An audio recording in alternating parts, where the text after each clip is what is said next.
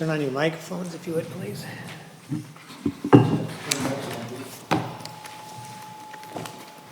The first thing we'll do is have the clerk or the Scott Levine, our city administrator, do the roll call. All right. Chairman Ames, Here? Commissioner Bees. Here. Did I say that correctly? Yep. Okay. Commissioner Carlson, Here. Commissioner Hopla, Here. Commissioner Jorgensen, Here. Commissioner Piero, Commissioner Lewis, Mayor Pilon, Here. Planner Stockman, Here. and City Administrator Lander is present. Thank you. Now, we need a approval or amend tonight's meeting agenda of October 25th. Does someone like to make this motion to approve this, or amend it? Commissioner Carlson made the motion. Do we have a second? I'll second it. Commissioner Hippolyte made the second. Any discussion? Seeing none, I'll call for a vote. All in favor? Say aye. Aye. Opposed?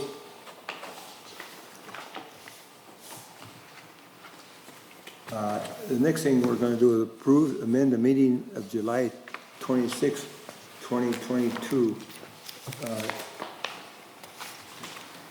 minutes. That was so long ago, I'm trying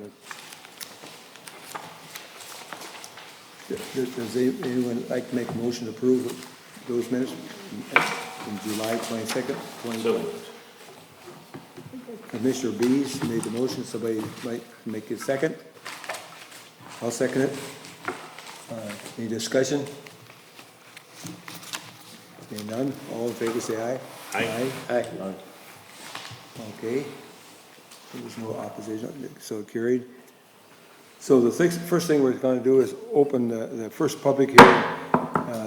The first public hearing is consider a variance request at 20885 Engen Boulevard to allow a new residence 100 feet from the OHWL of the Bear Lake, 50-foot variance.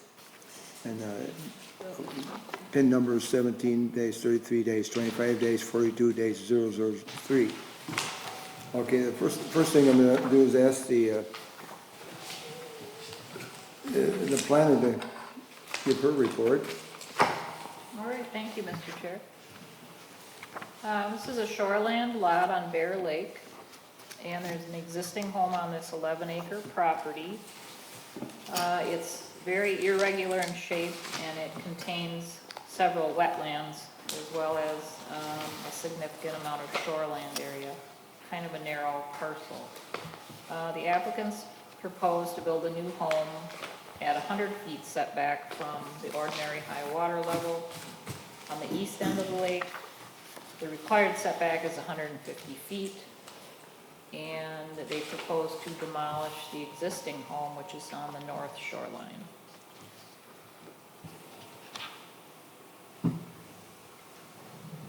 So they have a shared driveway with the neighbors that comes in off of Engen Boulevard.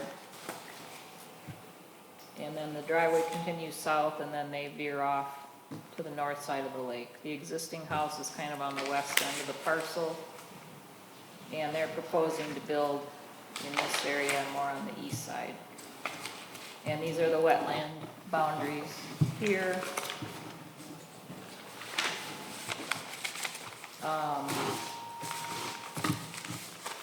The existing house setback to the ordinary high water level is approximately 93 feet. And like I said, what they are proposing is a 100-foot setback from the ordinary high. This dotted line here showing the 150-foot setback. And then the required setback from this northerly wetland is 50 feet. They had it shown at 75, which is why I just corrected that. They had it indicated up here properly, 50-foot structure setback and a 25-foot buffer. There's a 30-foot setback from this other wetland here, and then They also have to get in the primary and backup septic site. The actual bed has to be 10 feet from the property line, which it is, and then the feathered area of the mound can go up to the property line.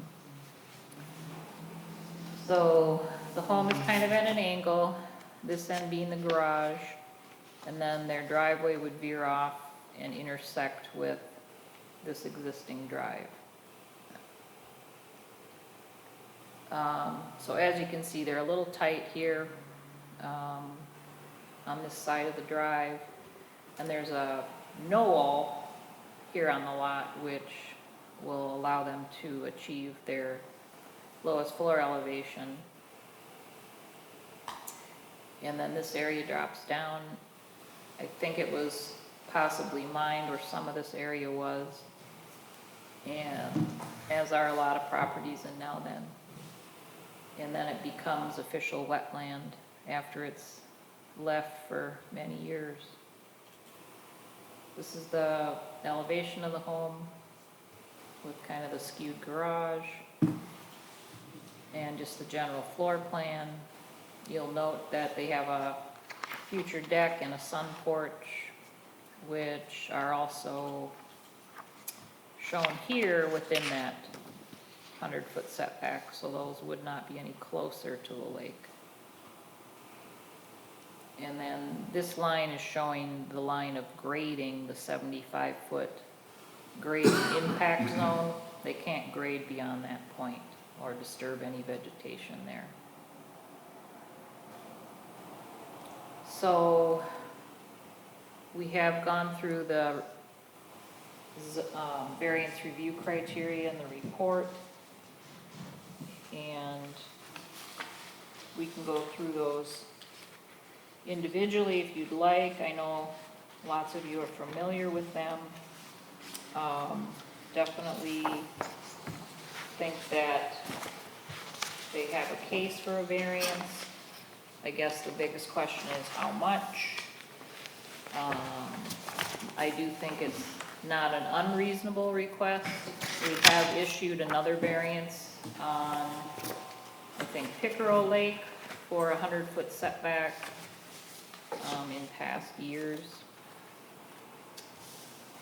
And the fact that they are going to demolish the existing home is a plus, because as I stated, that one is closer to the lake than the proposed home. With that, I will open it up for any thoughts or comments, and any comment from the applicant, if that's okay with the chair. Okay, is the applicant here? Have you got any comments to make? Nothing other than I grew up on this property. My family's been there for 30 years, and I would really like to be able to continue that. And this variance is probably going to be required in order to make that happen. Okay, it's still got to go through the DNR, and they got to approve it. Yeah. Mr. Chair? Yes, Yeah, I have emailed the DNR 3 times and they have not responded. They were provided the public hearing date, the first date and the second date. And our ordinance does allow the city to move forward with approval, or even to oppose what the DNR recommends, provided that you, as we always do, list the reasons why we're making our decision in our findings of fact. So see, the city adopted those shoreland rules, so you're in essence, the controlling factor of the shoreland rules. In the past, the area representative has made comments, such as desiring gutters or controlled drainage or that kind of thing. But in this case, I have not heard from him. Erosion control here would be a big factor. The applicant also moved forward with a separate grading plan so he could get going on grading. presumably this week or next. And that's been approved by Engineer Nelson. And, yeah, as long as he's using erosion control and signs our grading agreement, we're good to go on our end, so. I'm gonna ask Scott here if all the legal publications and meetings are supposed to have been completed. Yes, to my understanding, as Liz and I went through that, all the publications have been completed. And you had to redo it as far as, They got redone after the last meeting was canceled. Everything was redone and sent back out a second time. okay. Yes. And do we have any more questions to ask here of our planner or Mr. trying to remember. Holgren, yeah. Yeah, Holgren. Holgren. Mr. Chair, Yes, Commissioner Barnes. do we want to add under the conditions that they have to remove the existing home? I mean, I know it's stated that they're planning on doing that, but do we need to, I mean, should we have that as part of the approval? Absolutely, I thought I had it in there. If I Did I didn't, miss it? I thought, if it's not in there, then it should be, yes.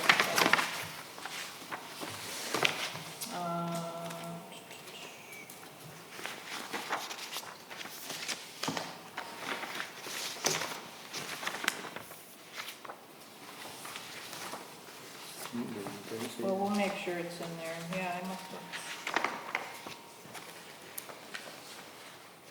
No, you're correct, I don't see it, so, good catch.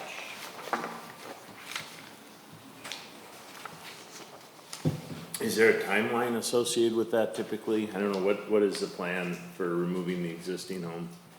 We don't have a specific timeline in mind right now. I assume you're living in that now until the, My mom is. yeah, oh, okay, okay. We would at the very least like to wait until construction on the new home is completed. Right, yeah. Until we remove the old one. Makes sense. Usually, Mr. Chair, they would give like a temporary certificate of occupancy until they meet all the conditions, and then, Okay, so we could, but yeah, as long as it's in our findings. okay. We just remove of the home. Yeah. Okay. You mentioned that, about the road that goes there, private. Doesn't everybody have to use the road for a little ways in off Ningan? Yeah, they share it up to a certain point, That's- correct. Is that in, somehow posted in their, ownership of their property? How I they- had a conversation with Mr. Polgren about that too, and I know Mr. Gustafson is working on an easement agreement. It is a legal access because it's been used for more than 15 years, the way it is, so it is a legal access in the eyes of the court. But I did suggest that they get in writing a shared access agreement, yep. Don't you think that should be on, we should require that on paper because, if the homeownership's change, No, it's still a legal lot of record, and the access is legal, but, I mean, we can certainly include it, I guess, it's a little bit out of our control, but, because it involves another owner, and the driveway's on the owner's property, so we can't have a condition addressing the neighboring property when we have the applicants, you know, that have made application just for this parcel. That's my only concern. so, But it is a legal access, it is a legal lot of record. Okay, So, it is. I mean, we can still move forward in granting the request, if that's what you're concerned about. yeah, I'd be concerned that it was that way, that it was all legally done right. I suggest, you know, I made that suggestion to the owners. If I may, our plan is to have that signed easement in place before completion of the construction of the new home. I can check with the attorney if you'd like, and then get back to, have an answer before the city council meeting. That might be a If good you're idea. concerned about it, but anyway, Mr. Chair, Yes, so if it's already a legal access, then just the sign certificate, that's just a added, makes it easier if a problem were to occur? I guess I'm wondering, yeah. if it is already a exactly. legal access, why would we add that Because if there into? were ever a disagreement, then a written agreement signed by both parties and notarized and recorded would Sure. keep the situation out of, But for this court or purpose, okay, Yeah, yeah. But in the eyes of the state law, it's a legal access, okay. once you've used it that long. but the biggest problem is, what I look at is the maintenance of it. Well, whatever they, Right on, right at the beginning, off in England, that comes into, it goes into your property, is, who maintains it, or, In the past, up until my father passed away last year, they sort of traded off maintenance year by year between the Goodalls and my dad. But that would be part of the new agreement that I would put in place with the Gustafsons prior to moving in there next year, in terms of exactly how that would be split up in the future. because I did talk to Mr. Gustafson, and he says, there's no problem maintaining it, he's got the equipment to do it there. But the question is, if somebody else came in and bought his property, Yeah. Which is exactly why I would like to get that agreement in writing prior to doing that. Liz, do you think that we should have that listed as one of the recommendations in here? I don't know if we can, like I said, You don't because it think we can? involves another property owner. I would like to check with the attorney on that. Okay. And then Okay, address that before council. okay, is there any other questions we have here in the planning and zoning? Mr. Chair. Yes. Mayor, okay, you're first, Mr. Hepala. I have a question about there's a list of setbacks on the left side of this page. I got cut off on the next page. Next slide. It says 75 feet for high priority wetlands. What is that? Is that? Because it looks like they used that when they set the setback line here on the north end. And then you adjusted it to 50 feet? I looked in our ordinance, and the ordinance requirement for high priority wetlands is 50. Okay. So I don't know if there was confusion.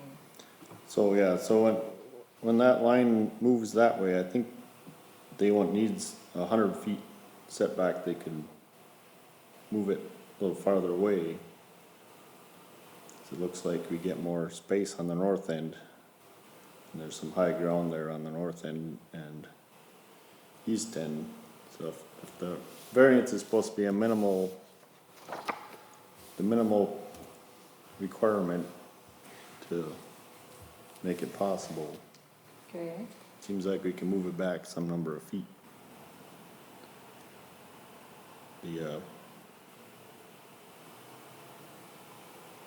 So is that the dash line, the grading line? The dash Grading line is limits. the grading limits right now, right? So they can't move past the grading limits? Or is there a setback from grading limits? Well, the only side we're concerned about is the lake side, which is 75 feet. But Okay. they're just showing grading limits as a reference for, Okay, so the house could move to the northeast and won't need as much of a variance. yeah, potentially it could, yes. Mhm. Would you like to comment on that, Mr. Fogarty, at all, or the reasoning for kind of the placement? Yeah, there are two issues with moving farther back. One is the steepness at which that hill drops off towards the east, which would require putting if we moved any further to the east, putting the footings of the home on fill soil, which I understand is not ideal.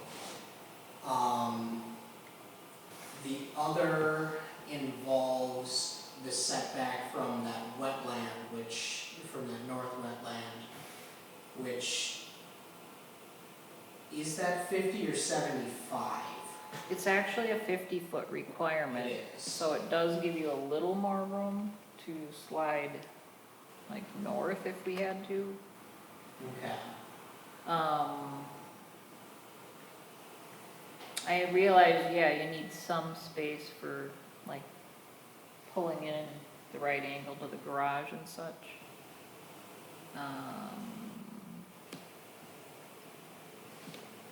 But, yeah, I mean, under state law, Commissioner Happel is correct. We really should be aiming for the minimal variance. Now, we do have to, kind of keep that separation from the septic areas too. But, so right now, the slab of the garage is kind of on the top of the existing hill. And if you moved it, that's what your concern was, or if you moved it further east, I do think you have a little space, like even another 10 feet.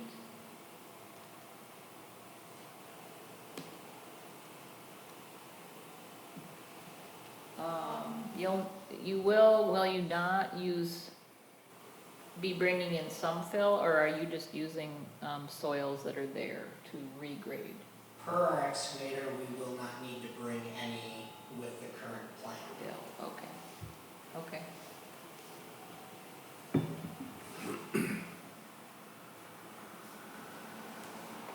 Commission, thoughts on that? Mr. Chair? Yes, sir. So if the only way to push that further to the northeast would be to bring in fill, like to add onto that, it looks like it's pretty steep, if I'm reading those. Yeah, it's pretty steep there. So moving that any further would require fill, which is that's another added expense, is it not? Correct. Yeah. It drops 10, 12, almost 14 feet from. So, yeah, so this is placed as far back as it can based off the natural knoll? Yeah, exactly, the knoll that's there. Okay. Mr. Chair, Yes, Commissioner Hippo. I guess the, according to the state law, the expense can't be one of the conditions on granting a variance, so.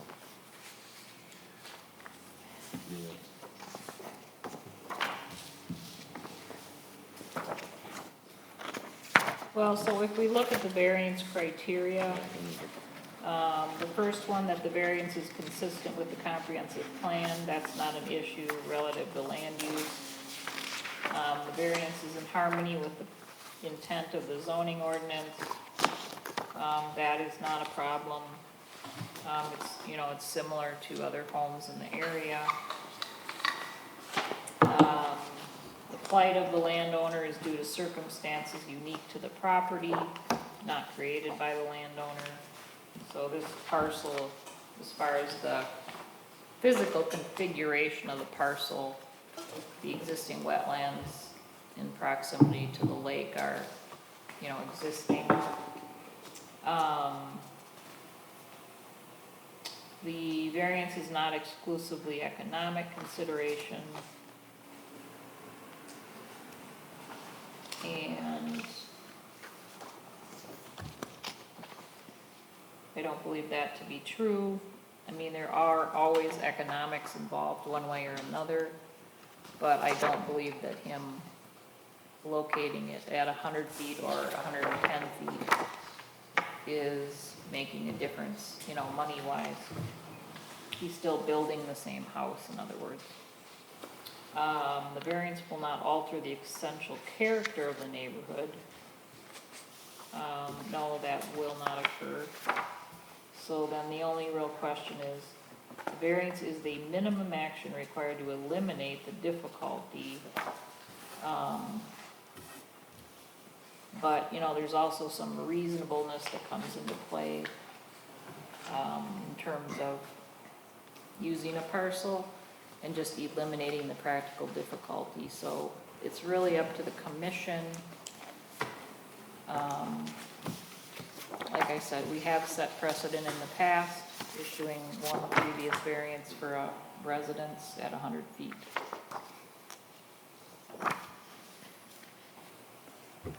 Mayor, you had a comment?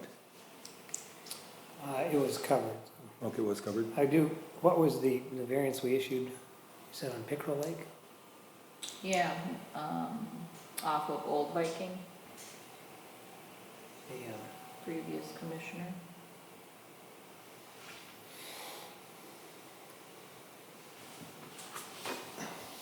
And he had a similar situation with wetlands that kind of squeezed him between, you know, that and the shoreline. Mr. Chair? Yes, Commissioner Piplup. Yeah. So I can see the difficulty with setting it on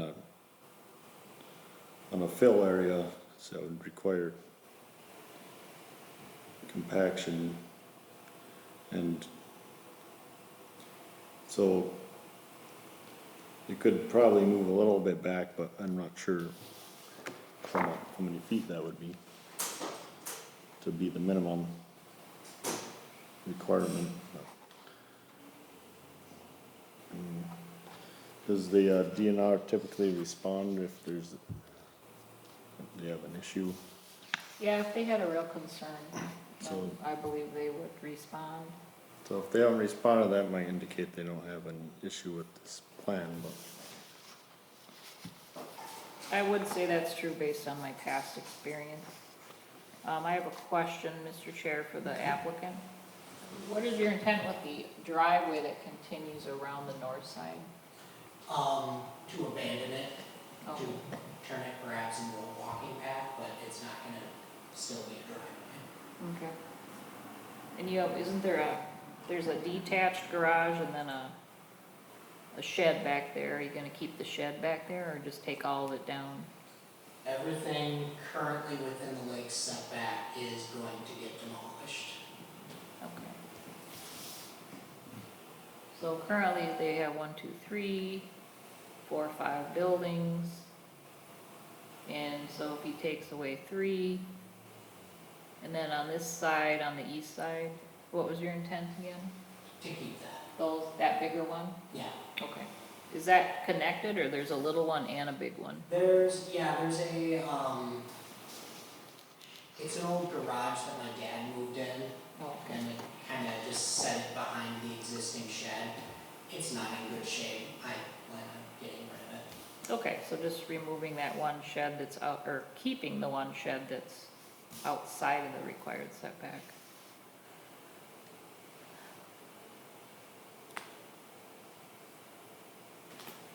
Are there any more questions that we have here on the planning and zoning? Mayor? I've got a question of how many houses have we built in this Bear Lake area in the past probably 15 years? None in the last 11 or 12 since I've been here. So I don't think it's changed in the last. Because at one point, Bear Lake flowed to the south. Now it flows to the north. And the DNR was really adamant about anybody building anything until that was reversed. How did it get reversed? Well, it was a guy that owned a pretty large backhoe. And he made the water run north, and they said, it's supposed to run south, but he says, I wanted it to run north. And so that's what happened. It's when, you don't remember Lawrence Krieger, but he used to, Oh, I remember the name, he used to yeah. own the Elk River landfill. And he turned the water around and he said, absolutely, you're not building one more house until that water is turned around. Interesting. But it's something that should be considered. I mean, maybe they've decided that wasn't worth the paper it was wrote on, I don't know. But it was a big thing at that time. Because he had plans for different areas, he wanted to put some lots in, because he owned quite a bit of property. Still does, doesn't he? His descendants? Yeah, I don't know who ended up with that because of the tax, you know, things and all that he was involved in, but, Well, I can certainly make one last ditch effort to contact them. well, I would think the DNR would say something on that, but here again, you just never know about them people when you're dealing with them, because they're a little bit different bunch of dudes. Well, and, you know, I guess they get a lot of requests too, and I do think they focus on the, Only thing I ever seen they were really good at was buying rocks.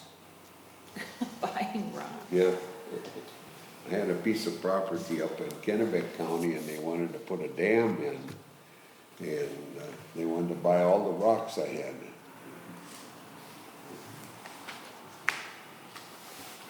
Mr. Chair, Yes. I do think that that's a reasonable thing, the comment that the DNR hasn't said anything to presume that they don't have any interest. We have had too many instances where the DNR comes out after the fact and then takes an interest and it becomes a burden to the property owner. It really would be, you know, I remember the situation with the water flow. You know, it should be, speak now or forever hold your peace. They shouldn't be able to come back later after we've granted something to come back and say, oops, we missed this. You know, and for them to not respond to 3 requests is disappointing. I would like to make sure that we've done everything we can so there isn't a question afterwards. Because we do know with other property owners, and they show up and say, this has to change, or you can't do what you planned on doing, so. The other comment, question on the driveway, we do have another property in the northwest part of the city that had a illegal easement over that without anything in writing. And exactly what happened is the new owner came in and decided the people in the further back couldn't use their driveway anymore. So they blocked it off. So the people had a home and they had legal rights to go over the driveway because they've been doing it for decades. But the new owners decided they're gonna block it off. And then you end up in court. So I do commend you to say, get it in writing before you've committed too much, because we've had the experience here in town where, not that I think the Gustafsons are going anywhere soon or would likely to sell somebody to cut you off, but if you got it in writing, it's much better. I am not familiar myself with where Bear Lake follows to its entirety, if you know what I mean, when it rains. But now then it has some strange waterways, because right where we're sitting here, there's 3 different drains right here. So you want to be safe rather than sorry, because it's poor business to invest in poor things, you know what I mean?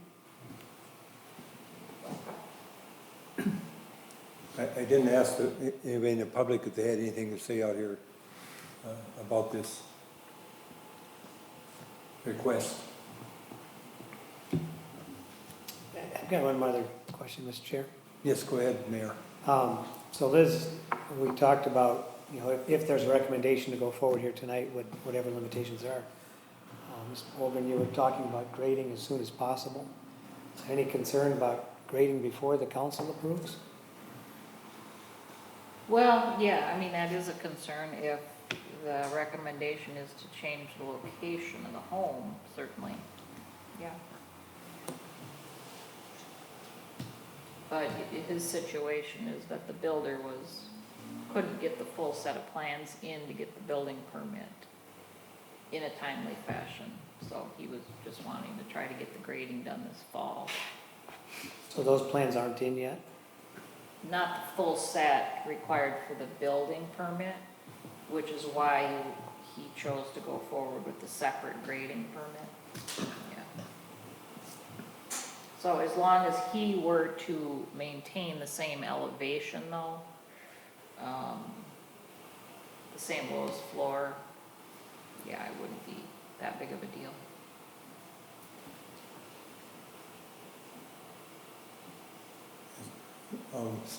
Give a chance to the public again, is anybody in the public that want to make any comment having to do with this? Seeing none, we'll just continue. If we got any more questions here in the planning and zoning? Mr. Chair? Yes, Mayor. So to the commission is, to Mr. Hoppola's question here on the setback. If you're gonna make a recommendation, we would need to know from a council standpoint what you're recommending on the setback. We don't really know whether it's 10 feet or 20 feet more and what that would be, but if you're gonna recommend that it be a little more than it is now, what would that be? So that can be determined whether that's feasible or not before it gets to the council in 2 weeks.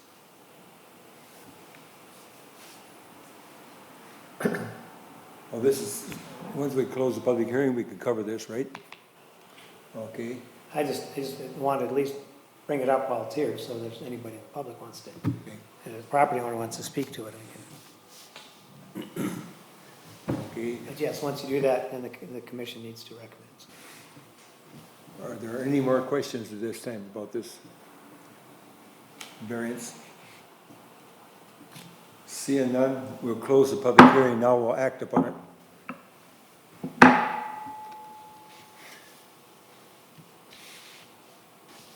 The biggest thing is this a setback recommendation that Commissioner Hippola brought up.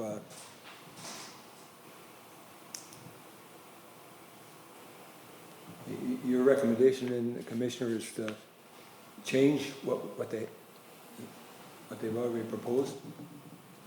Yeah, I recommend that it's investigated where the, or how much it could be moved with then reason to the north and easterly direction in order to make the variance a minimal variance. And Who would make this determination then? We sort of have to do it to give it to the city council. Yeah, well, we have this drawing here, but I don't know if this is good enough to make a judgment on the number of feet.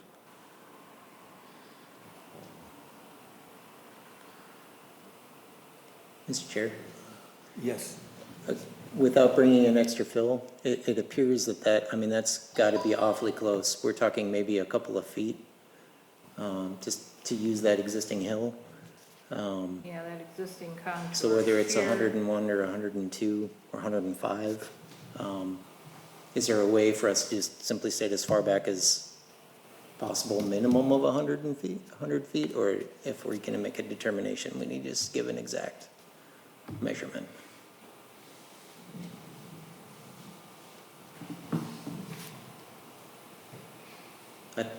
My recommendation would be to leave it at the 100 feet, knowing that the previous house was at less than that, and they're extending it, now granted just 7 feet, but that to me looks awfully, well, close based off the information that we have. Is that the census of the whole commission? I'm okay with that.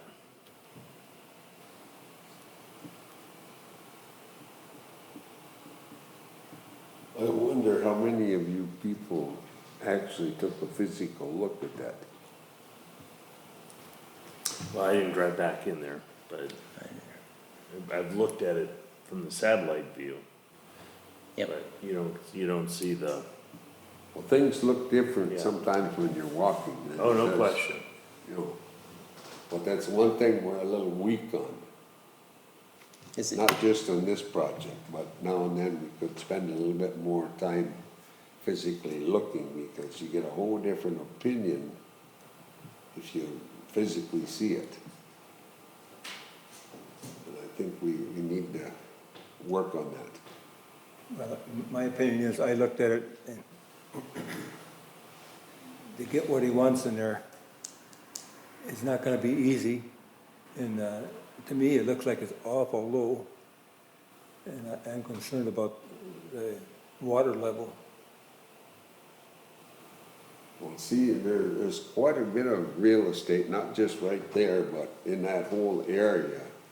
Because look at that big patch over there that Moritz's are farming, and if you recall that developer from Dayton over there, he had this idea, he was gonna put all of those houses on there, and he was gonna put gopher piles for each house, and you gotta raise it up, I believe, about a foot minimum, you know, for each house, and it's gotta be at least an acre.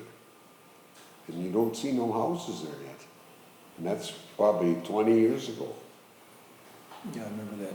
Yeah, but I mean, that's something to keep in the back of your mind, you know, on that too, so. And I don't mean to be Grinch on it, but we gotta work smarter, not harder on this. Because when I looked at that, are you planning on putting a mound there or something? Because that does look pretty low in there. Sorry, you're talking about just the general hillside where the house is going to be? Yes, like down the road here, it ways, they made a mound down here and they set the house on top of it. Sure, so the water level of the lake, the high water level is 931.2. The natural elevation of the hill where we're going to build is 944. So we shouldn't have any issues getting the bottom of our basement 3 feet above that 931.2, which, if I'm not mistaken, is what's required by ordinance. Is that correct? That's correct. Yeah, he's not bringing in fill to create the lowest floor. He's just filling in on the downhill side, which is kind of the north end of that house there. 'Cause you are building on the highest part of that lot, right? Isn't it? I believe there is a little bit at the far northern part of the lot that is just a stitch higher, This is a little. But you've got the lower. wetland, but yes, that's correct. right? Yeah, That's the highest buildable right. on the lot.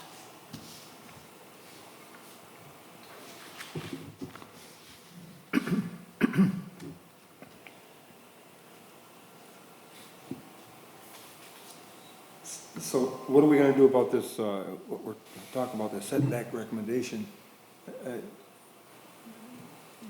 Overall, do we think we should leave it the way it is, or? Probably clear cut if you go right down the line on that, what if you've got it at 100 feet, and forget it, probably, rather, because if you get it to the city council, they're gonna sit there hum and haw, because I can almost bet there probably ain't gonna be too many of them that's gonna look at that darn thing. That's what I'm complaining about, that we don't spend I enough think there'll time. be 2 of them. I think there'll be 2 of them, Yeah, for sure. yeah, well, okay, well, yeah. We are making a recommendation. More than here. Remove the house. Got 2. What did we get to? For other buildings also, or just the house? Oh, you were there, okay. No, I believe Harold's recommendation was to leave it where it is. I don't know. No, removing the existing structures. Demolishing, he's demolishing all 3 of these. All, Look at the screen. no, All 3 of these on the west side. Okay, should we have that in there, not only remove the house, other outbuildings? No, we don't have to record, the house is only what we can require to be removed, Okay, really, because the sheds are grandfathered in. okay. So it's his choice to remove the others. I think it's very nice that he is, doing that, or suggesting that he's gonna do that.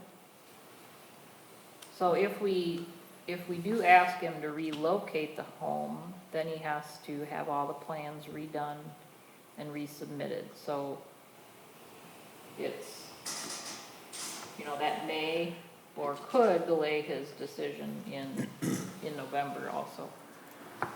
I mean, that's part of the process. If the commission feels strongly about it, then so be it. I'm just indicating that. It seems in the discussion here, the majority are thinking just remove, or just leave it the way it is, what's been presented to us. Am I right in saying that? Mr. Chair, Yes. so Commissioner Hepla, how are you with approving it with the existing drawing and location? Well, if we have a precedent here that 100 feet is okay, it's probably fine, but I just not sure if the council would prefer that it was recommended at the minimum variance instead of the same as another one. It is better than the existing home, which is at 93, I think.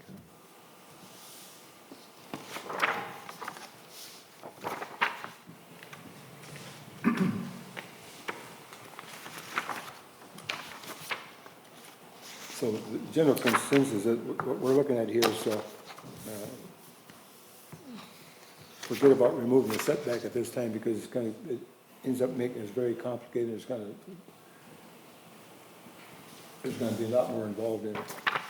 And the plans that there now, it will have to be completely changed, right? You have to determine, what's reasonable given the situation. So there's practical difficulties here, namely slopes, lakeshore, wetlands, the access drive configuration. Is moving it back 10 or 20 feet going to improve or change, the situation? Now, if we had a strong feeling, from the DNR, I think that would be different, but so far I don't, so. Okay. At this point, we have the recommendations made here by our planner, and we've got one added is to remove the home. And at this time, it looks like the consensus is that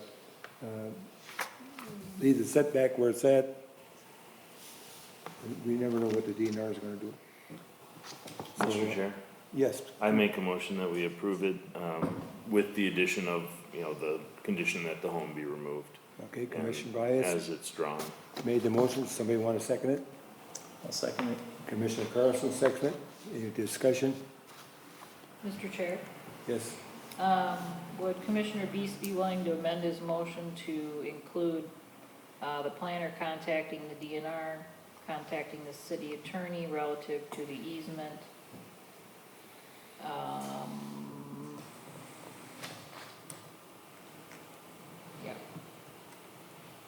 and obtaining a demolition permit for the removal of any buildings? That's fine. Do we want to have a timeline for the DNR to respond versus an open-ended ignore, I would say, before the council meeting, yeah, okay. which is fair, 2 weeks, Yeah. 2 additional weeks, right? Yep, I'm okay with that. Commissioner Carlson, Yeah. it's okay with it? Yeah. Okay, any Mr. further, Chair? yes, Can I Mayor. ask one thing then on when you talk to DNR, you're gonna bring up Harold's question on the water flow? Yes. I'll bring that up, see what their knowledge is of that, or if they have history on it. Yep, and I may call or contact the Anoka County Soil and Water also. Okay, any further discussion? Seeing none, we'll call for the vote. All in favor, say aye. Aye. Opposed? Motion carried. So The next step is the city council. Thank you. I'll be in touch. Mr. Chair, Yes. just a point to bring up, you know, that it doesn't affect this at this point. But the one other time we had it, we allowed up to 100-foot setback for the variance there. You gotta be careful when you use those as precedent to say, we don't know what all the other conditions were on that property, if they absolutely couldn't move it any further. So be careful when you're saying, well, we did it one other time, because every time you set precedents, it gets looser down the road. So precedents, you wanna make sure you're matching it exactly, if you're using that. We have had one other situation where 100 foot back from the lake, or from the water line, but we didn't bring in the other factors to that.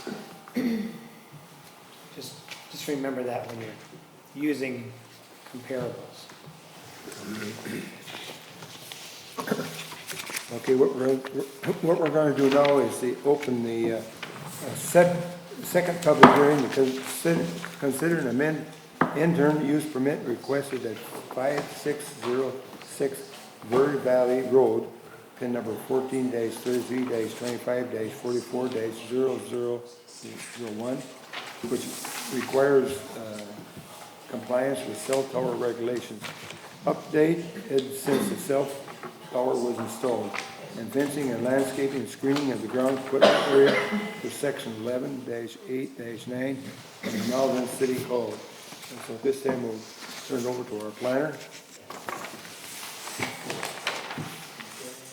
Thank you, Mr. Chair.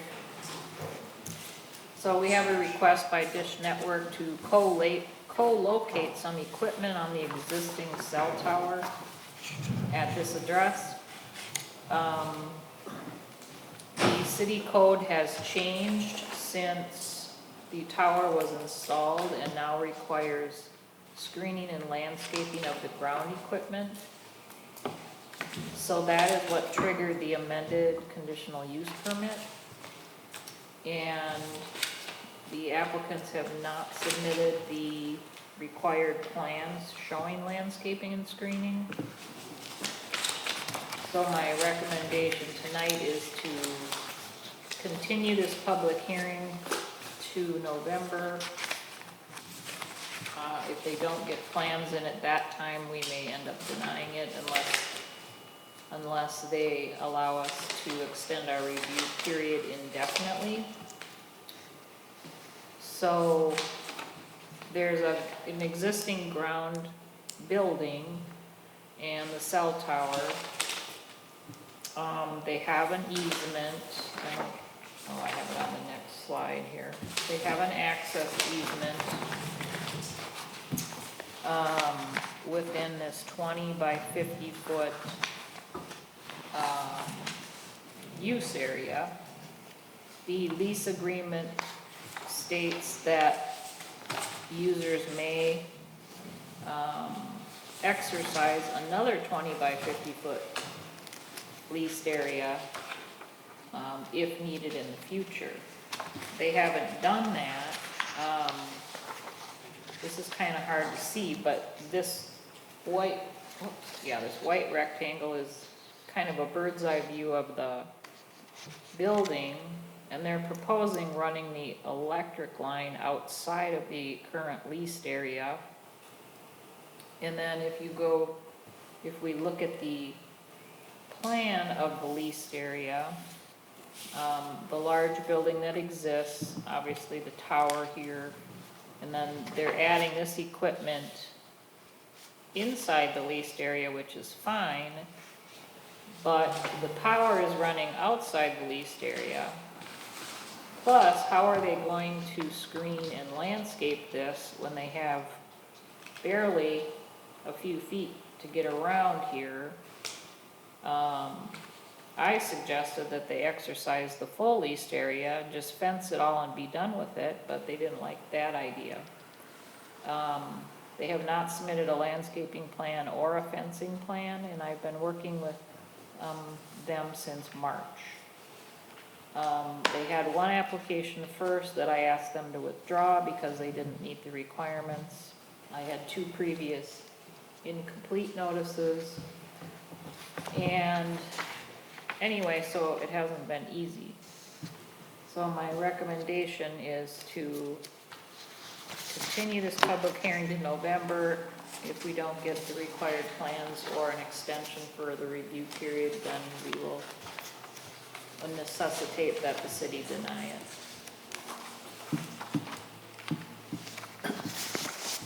And because things weren't done properly, this is why we have to Well, wait for information so we can act upon it. well, right, in support of the staff, though, there was some confusion because of the first application that they withdrew, and then they reapplied, sent it to the improper email, even though they had been working with me. So, yeah, there was some shenanigans, I guess I'll call them. So we were forced to, because of the 60-day review period, we were forced to put it on our agenda. Okay, so there's really not anything we can do but to continue this meeting. Correct. And so, well, I'd like to make a motion that we continue this meeting to the, let's see, what is the date? Oh, yeah, public hearing. Oh, yeah, Mr. Chair. okay, comment on it? I live less than half a foot away from the tower, Oh, okay, so I'm on Verde Valley Road. okay.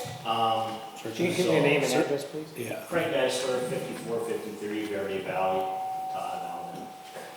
So I'm literally, I look at, when I walk into my field or into my grasslands, I look at the tower. You're across It's there. Verde Valley? I'm in Verde Valley on the east side.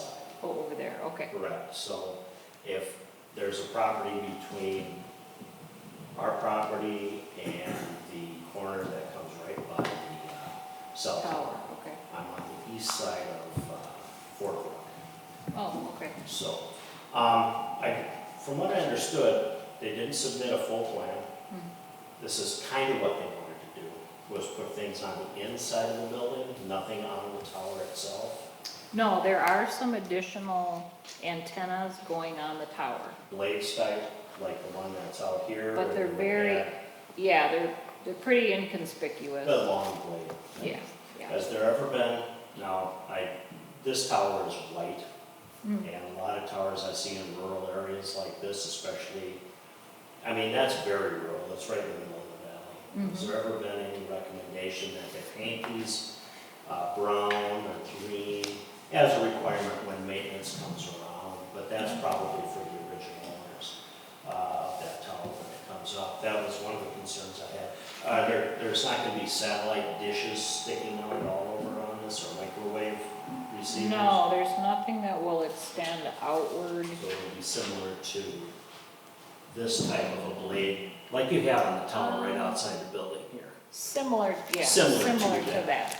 It's Okay. not gonna go out any further than the current antenna. Okay. It's actually more central. Yeah, I kind of know how it works. Do we know the height on that tower at all? I don't have it offhand, but I think it's pretty close to our max, which is 200 or just under. Okay, well, 200 feet would require a FAA light Well, it's, on it, and it does not have an FAA light. So- It would be a concern that I would not want right, it to go any higher right. to require that. I mean, I know, that's one thing when you have the, what is that, Pool 108 tower, that's 1,400 and some feet high. That requires them. But I think FAA, if I'm not mistaken, is 200 feet before you have to put a light on it. And this one does not, neither does the one out here. So I think they're just under. Screening, you know, the building is fairly inconspicuous, but it would need screening, I would imagine, if they're gonna add extra things, but that's already covered in your new ordinances. But, the biggest thing I had is I wanted to know, you know, what type of antennas were gonna be on there, if it's full of satellite dishes, or now most of the new ones are more of a microwave type of a dish, or a receiver anyway. Okay. And then, of course, if there was any ordinances or potential that could be written in for painting them, because they already have, the building has to blend in with the landscape and the power in that area, it could as well. I've been on the East Coast in some instances out there, they actually make them look like pine trees. Yes, I've seen those. Yeah, and it actually doesn't do too bad. I mean, the East Coast is hard to make look good in any situation, but I think it's something to consider. I don't think you could with these, but for half of a plan, that's, you know, Yeah. and you think in November, it may come again, up for review and If it's not November, it'll be pushed all the way to January, because we don't usually have a December you know, if meeting. we get another notification, if they do submit a plan, or we just look for it in the minutes. No, when we continue, you will not get another notification, so please just watch the website, But, see if they're on the agenda. okay. If you want to leave me your email, I'd be glad to share the plans with you so you can look at If you them. could, I mean, like I said, we are so Sure. close. I- Sure, just write it down on something.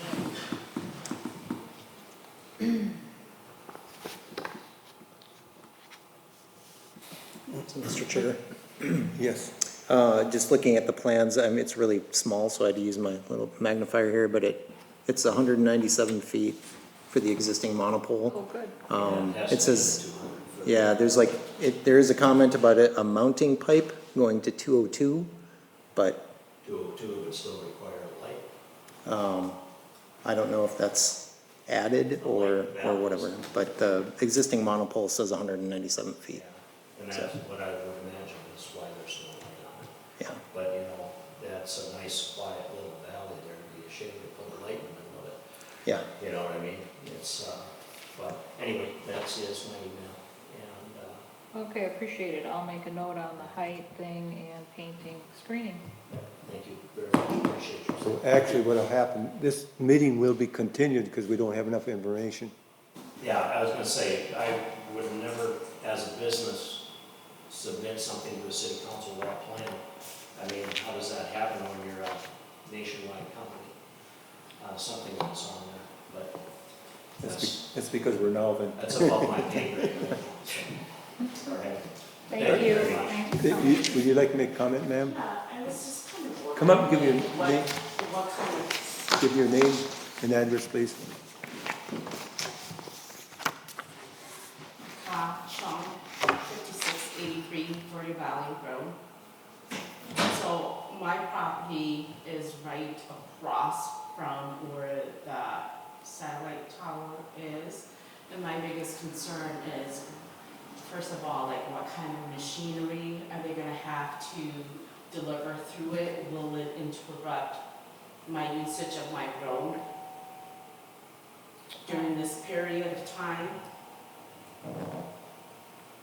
May I answer? Yes, go ahead. I highly doubt that that would affect you, any blockage of the road. Okay. If they have space to pull trucks, even if it were a large truck delivering equipment, like a semi, there's space to pull in off of Verde Valley. Have they, let you guys know, like, how long of a process this is gonna take?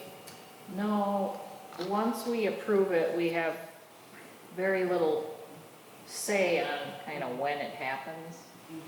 So, and I guess that's, we could inquire if we ever get what we need here and get them in the room, we could inquire about their timeline. And I was just kind of wondering, like, with this upgrade that they're doing, the amount of time that they will have to come and maintain it, because I live right across from it and it's very loud when they do any kind of maintenance work on it. And, you know, we choose now then because we prefer it to be quiet. And we live out there for a reason, and it's very loud when they do have to maintain it, so that's just kind of what my concerns are. How often do they maintain it now? At least once a year, Okay. and I don't know if it's just electrical work that they're doing, if that, you know, but we were kind of talking about that they were gonna do, is it not an antenna? They're adding an antenna way up high, and then some of the smaller buildings on the ground. So that's just kind of what my concern is, you know, the noise level that will happen, how often will they have to maintain it if they're upgrading it?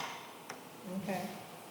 What kind of sound, what does it sound like when they're maintaining? I mean, is it, It's like constant, like if you have a roof being redone, and not only that, but you know, because of where we are, the noise does carry, so you can hear the conversation from our house from it. Oh. Just because the noise just carries. It's a natural amphitheater there. Yeah, exactly. Yeah, right. So more like a pounding. Yes. Annoying pounding. Like, when is it gonna stop pounding? Well, it probably startles you because it sounds like they're in your backyard or your front yard. Exactly.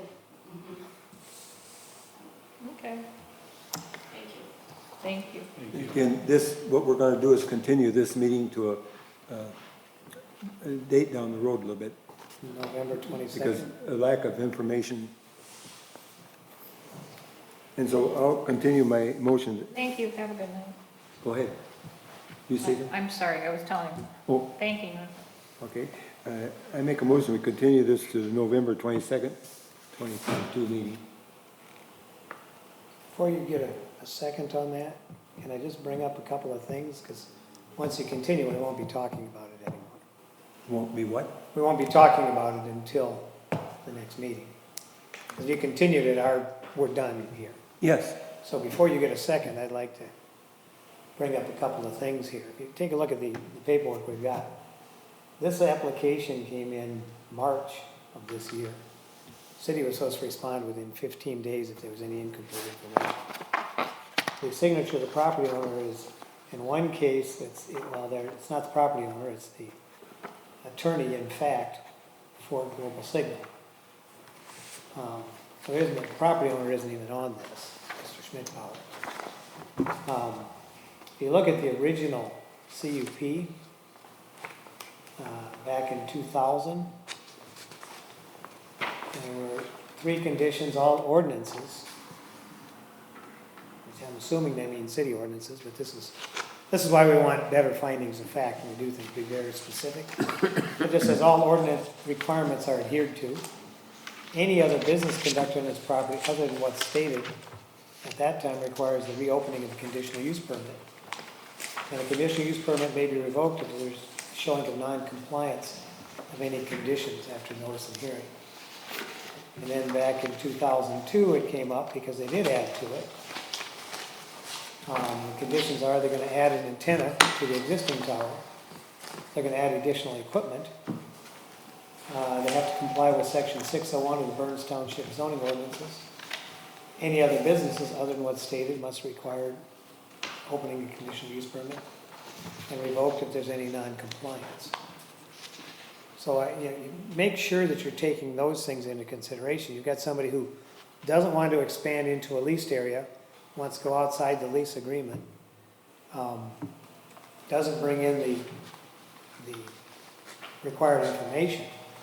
You can continue the hearing, you could just say, we choose not to approve it. But, they need to know that you have the authority to not recommend this to council if they don't bring their stuff to get in. And you can revoke it if there's non-compliance. And anything that they're doing differently, I don't know what they've added since 2002 to this site, but I'm gonna guess a few things have been added. If they did that, they were supposed to have opened up another CUP. Mr. Chair? Yes. No, that changed, Mr. Mayor. So it used to be that they had, every time they added or changed the equipment, they had to come back. And then there's a state law now that says, with the co-locating. So I believe we amended our ordinance just before I started maybe. And so if they're just, doing antennas and the basic equipment, they don't always have to come back, but. We should check that though, so we know, because you're believing we changed that. Because I know when they added the generator out here, they had to come back. On this one, they had to come back and get the generator approved. And we had to approve the site plan and where they were coming in, and everything was within the leased area. Do you remember when that was? For this, That was just a year and a half ago. yeah, it's gonna be within the last 2 years. Oh, Yeah, they were adding a carrier and they were bringing in emergency generator. They did something different though. Did they expand the area or something a little bit? Now, they were gonna do it outside the fenced area, Oh, and we said, looks like there's space inside there, so they did it inside. that's what it was. Okay. Because they wanted to expand the area, and we identified that there was plenty of room within that to put the generators. But in response to, Mr. Mayor comments, yeah, so they actually, the application that was withdrawn was the one that they resubmitted without anything that I asked for, the property owner's signature and, new date and everything, and they didn't. So that, they're very difficult to work with. But he's correct, so if you choose not to continue it, you could just deny it right now. Then the process would just start all over again for them to apply. Then they'd have to reapply, yep. That might be a smart thing to do. It might be since, Kind of why they put us in a pinch here, because of the 60-day rule, we had to do something. Well, one of the options you have is to deny, and they start over again. And then maybe they listen right, better. Okay, now, the question I have, I'll withdraw my motion, but the question I have is, do we have to close the meeting, and do we have to act upon it, or is it? so then you would close the Close it. public hearing, Okay. right? We've heard comments, Okay, so you would close the public hearing and then make a motion to deny if you wanna go that route. Or you make a motion to continue, whatever. we'll close the meeting then, and I think this is a good idea, deny it deny them, because they've been,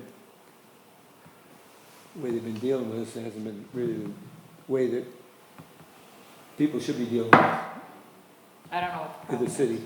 But there's three parties involved. You know, you've got the owner of the tower, you've got Dish Wireless, and you've got this GPD group, which is maybe the contractor, I don't know. They And call then the property owner, and the property owner, so and four. none of them are here. You gotta remember Okay.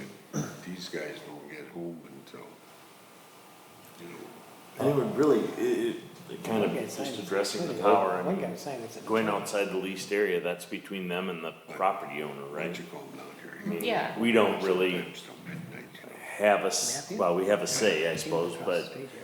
Yeah, when he don't get home. yeah, you would think the property owner would say, well, you gotta lease more land from He me. doesn't get home. He has told them that. Yeah. Yeah, he's been in contact, And then I would say that you fence that whole area in, You know, but, yeah, yeah. And right. it does look like they're adding the antennas below the existing ones. I would. Yeah. So Yeah. that Business with the existing pole, it says top elevation 202, it must be under 200 feet Right, if they don't have light on it, so. Yeah, I know. Yeah. but the plan does say 202. It does, I just, yeah, Well, we'll yeah, check and the that out. rule is 200 feet for a Yeah. light, so, yeah. It might be that they're. So they're either in violation or they are under 200 feet, That may pick up. but and what, yeah, I'll re-enter my motion, I'll make a motion that we deny the request. Somebody like to second that? a second. Okay, the motion's been seconded by Commissioner Bias. Any further discussion? Seeing none, we'll vote on all in favor, say aye. Aye. Aye. Opposed? Motion carried. Could we have, somebody then contact the two that were here tonight and let them know that was, the motion was to, recommendation was to deny? Yep, I will. Just don't get the let out. Okay, you had some things on the agenda for future things you wanted to discuss or something that this time, Yeah, we've got some, we've got to keep working towards, tweaking our ordinance, the city code to address certain things and sort of answer questions that I or we have in the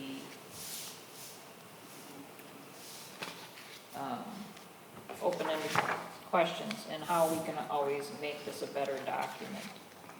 So, for starters, I took the landscaping, screening, and fencing regulations, which currently are placed just under commercial and industrial uses, and pulled those out into a separate section, so that if we choose to, well, we already have adopted some landscaping requirements for the RRT district out in the east side of town, which we could add in. But just even in reading through this section, there were questions that I had and some comments on how to make it better. So starting in section 11-4-17, we outline general performance standards for commercial industrial uses. Everything in black is a current regulation. So we get to page 2, number 10. I made a couple comments regarding, or changes regarding exterior materials shall comply with our building materials section of the chapter, and then also requiring conformance with our design and architectural guidelines that we just approved, which seems to be a reasonable move if everybody agrees with that. And then the residential housing standards hasn't changed at all. I just did not insert the whole thing because it's a really long section.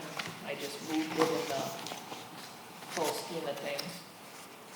So then we get into the specific landscaping, screening, and fencing requirements.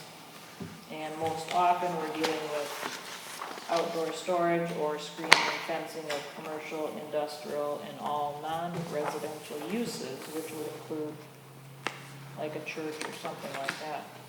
The question on that, when I was reading this does that include agriculture? No. Okay, so how does that, I mean, it says all non-residential uses. How is that broken out? Yeah, I guess.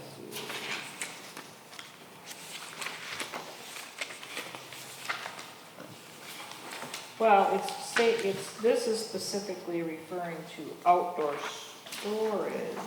Well, what I'm thinking is you've got a farm with tractors and Well, I see what you're equipment saying. and,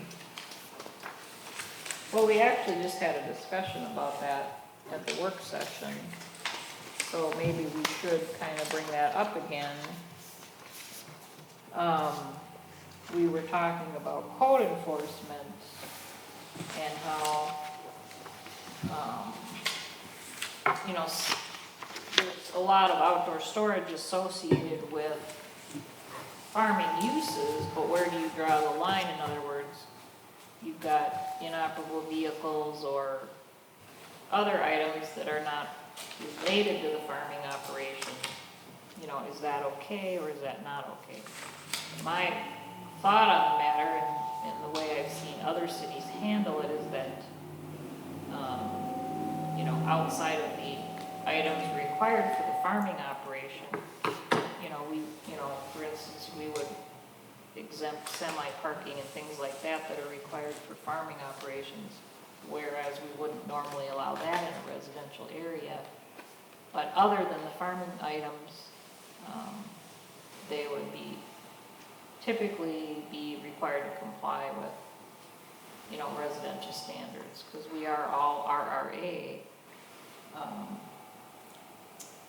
one big district. So a lot of cities have very specific ag districts and, then other smaller zoning districts for residential. right. But, yeah, this definitely, the outdoor storage here, so maybe we should say.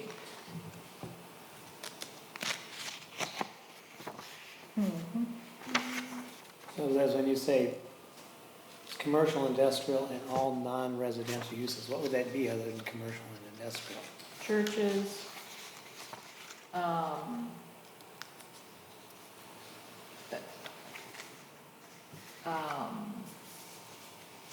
well, like institutional type, you know, like if you were to get a, A school or yeah, a school, exactly. So, well, maybe we just,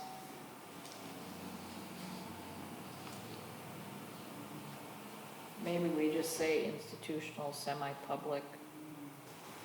Because public meaning city or county are typically exempt.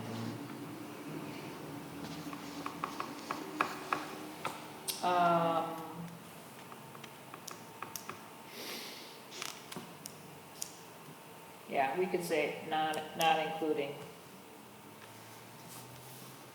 Well, agriculture is defined as 20 plus acres.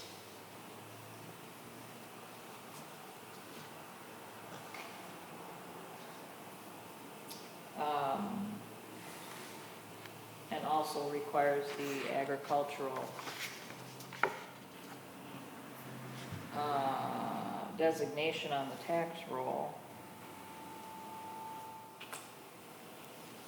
Or you could just leave it commercial industrial, period.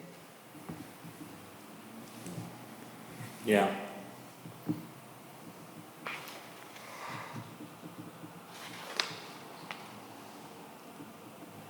Although if you did get a school or something, you're certainly gonna want to.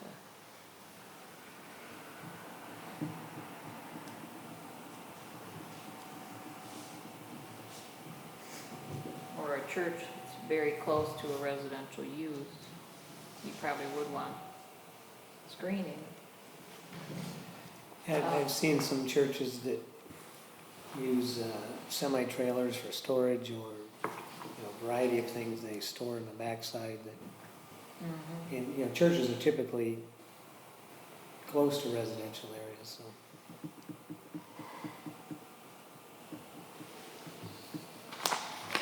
Okay, I'll reword that. And on that section there, Mr. Chair, Pardon me? can I speak? Yes, go ahead. On that section there, we've got the minimum height of 6 feet for the fence, in section 1 there. And something to consider, we did that with MBI over here, not realizing where their fence was at grade. When you drive on the road, you look right over the fence into the lot. The fence is pointless unless you're down in the ditch. So there has to be something there that the purpose of this is to screen the area. The screening has to be effective to actually do that, because it's a great looking fence. It's just when you're on Old Viking, you look right over it into the yard. So it really isn't doing anything. So I don't know how we think about that in the future. I mean, again, it's one of those things, if you're not looking at the site, on the plan it looks great, because we weren't looking at the road was already higher than the fence was when it was complete. So. On page 5, Mr. Chair, there, at the top, item 6, there is a section I added. It says screening higher than 6 feet shall be provided as may be required by the city council in cases where the items being screened are higher than 6 feet or where views into the storage yard from public rights of way or adjacent residential uses necessitate added provisions. And I think that's kind of what you were referring to. We could also copy that up into, it's under screening methods. Now, the other thing is that a building, we could go up to 7 feet in our ordinance too, because building code doesn't require a permit until you're 7 feet or greater. So we could also require all outside storage to be 7 feet. I'm going to say it's not a bad idea, because typically what you're screening is taller stuff. Is bigger, right? Mr. Chair. Yes, Commissioner Hippel. Yeah, so, yeah, that's another comment I had on the, it says to a minimum height of 6 feet. And then it says all must be over, or all over 7 feet require a building permit, so it's like only, you have to be exactly 6 feet in order to not have a permit, It's actually 7, so maybe we So- should change both to 7? so, I'm sorry, let you finish. yeah, so I'm fine with a minimum height of 6 feet if, the conditions allow, and then fences over 7 feet on the second sentence. Change that to 7 feet.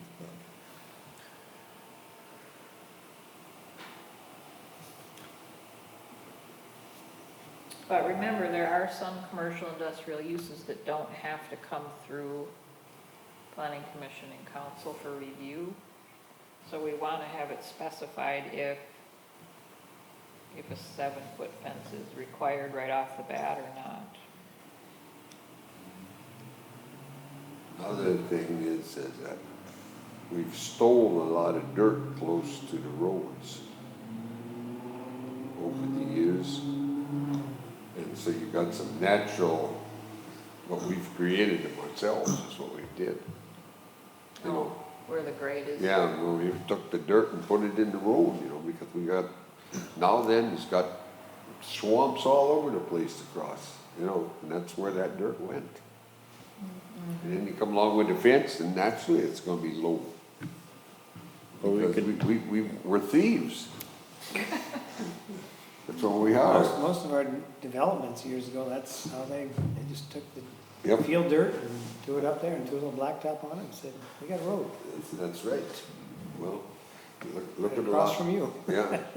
In Ramsey, there's a lot of the roads that they never were graded up. They just graded the sand what there was, and that's it.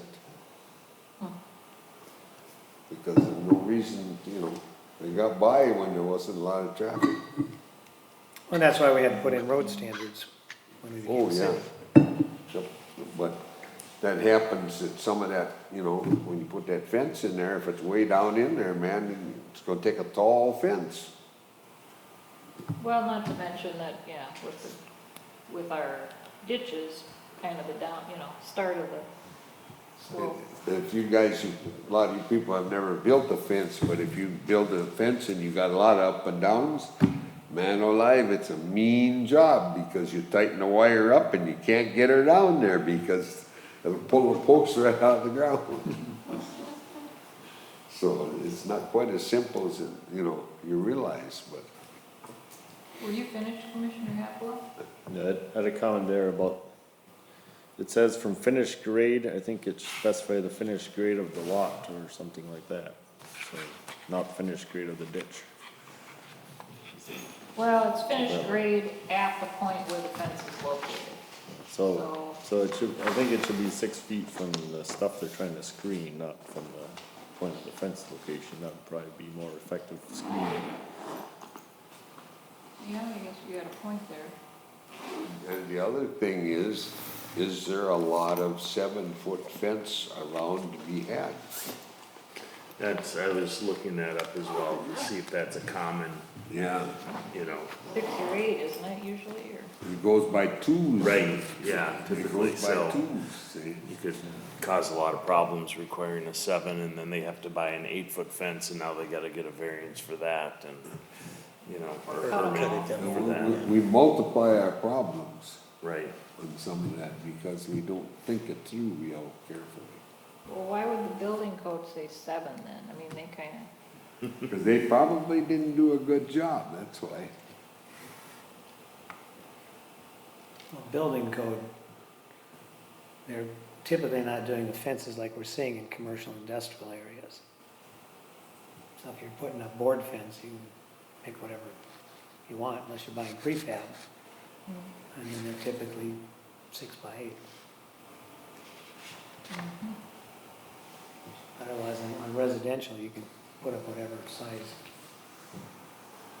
But 2 is a common denominator on most things as far as width wise. You'll find like you go into sheet metal, you'll find a little bit of 3 foot, but 95% of it is probably 4 foot wide.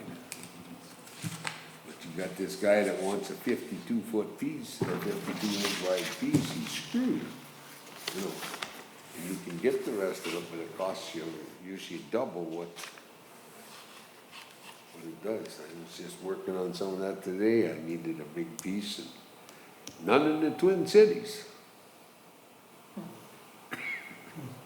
So, there you go, you know. So do we want a minimum height of 6 feet? And then we added the other provision allowing the council to make, you know, allowing the recommendation to be higher. Mr. Chair? Yes, Mayor. So the discussion that you were having there about then the grade being the property where the equipment's parked or the ditch location of the fence, what was No. recommended there? Yeah, I like that. So the minimum height as measured from the finished grade of the items being stored, or you could say the storage yard, you know, highest storage yard. I was gonna say the highest elevation. point of the storage yard. Highest point of the storage yard. Yeah. No, that's a real good idea.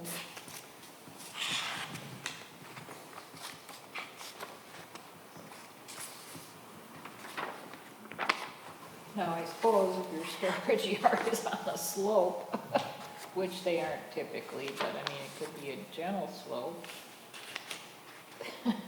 You might end up with a 12-foot fence on one side. Or grading, to level it out some. Berms and trees. And yeah, you'd almost have to supplement with trees in that situation. And the county goes out sometimes and they grade a road up, if there's a lot of this here, they'll make that slope a lot longer. So when you gotta put your fence back in, it don't fit like it did before. Oh, sure. And they actually, most of your landowners that have a farm fence, they'll pay you for taking that fence out and putting the fence back in. Or, because they've gotta have more right of way sometimes just to get the road done, get all the slopes in. And they're usually fairly generous with that, so. So in that same paragraph, requiring approval by an architectural review committee, we used to have a committee. I don't think, well, and there may have, Actually, we still have one. well, it may have been, yeah, once or It's appointed on twice. our annual meeting in January, we do have a committee appointed. Which is the We just haven't council, been meeting. which is No, the isn't it, the council? No, it's the council and, I have to look, I thought you and the building, someone from the building official. In the last 10 to 12 years, we maybe only exercised that once or twice. Yeah, we haven't been called on. Yeah. In the requirements where it's supposed to be, we haven't been called on. Well, yeah, I don't know if it's been needed.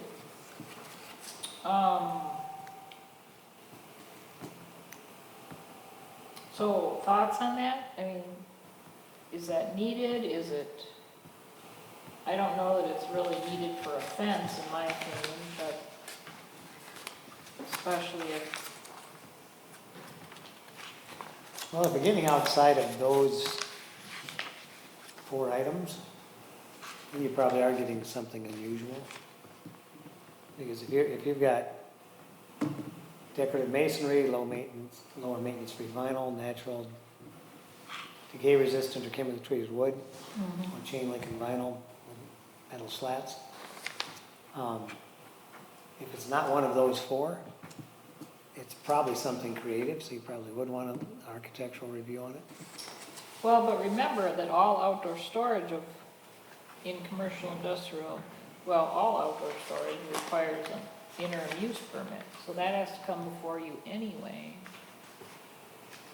So, I mean, then you've got some say over that. I mean, do you wanna add that other step, or, I guess,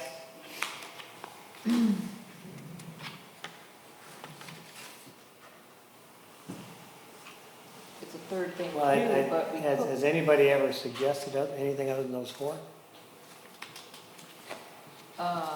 Well, other than these new ones we have with the metal, you know, if we like that, we should add that to the list.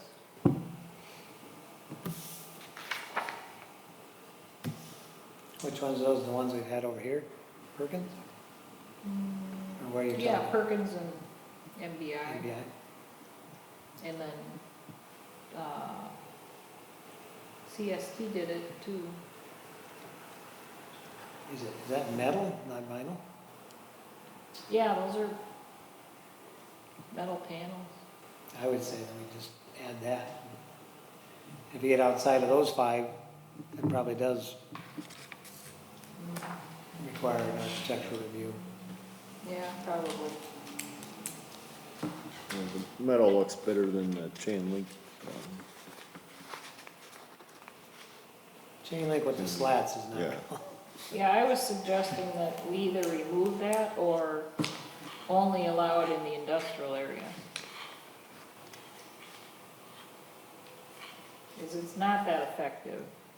No, I mean, you can see through it anyway, Yeah. and it's not really doing its.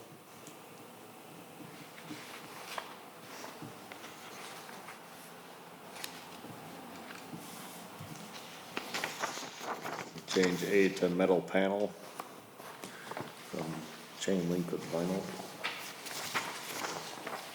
And section C.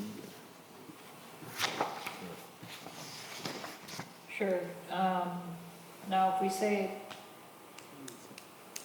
I think you have to add a designation for the metal, like whatever that pre-finished. description is, the prefab metal or.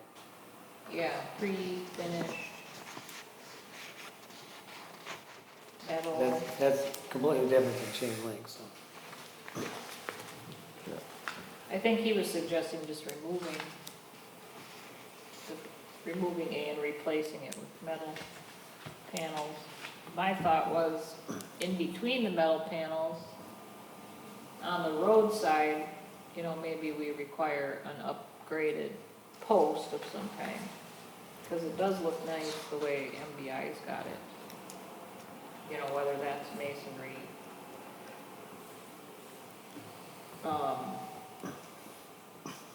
Maybe big wood posts or something.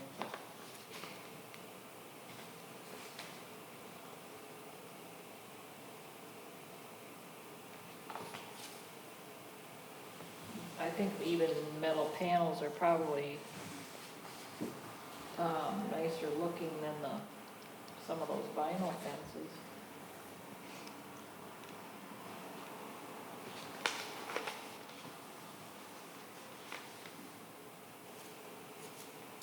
Okay, so everybody's on board with that, removing the chain link with slats? Good, yeah, okay.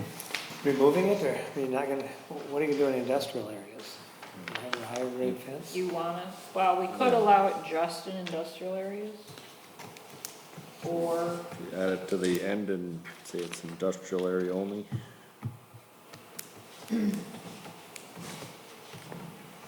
sure, we do that.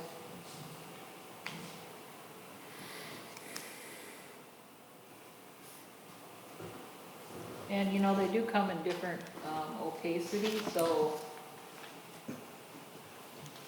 you could do a little research on, you know, if it's 80%, 90% screen or whatever. Do they come in lighter colors? Lighter, I'm thinking, you know, we, like, the city building with the maintenance yard, we've got a more of a tan. tan building and a lot of these are green or darker slabs. If you had something that was more complementary to the building itself. We could research that, I'm not sure. And then the metal that you were adding, how is it different than F, the finished metal?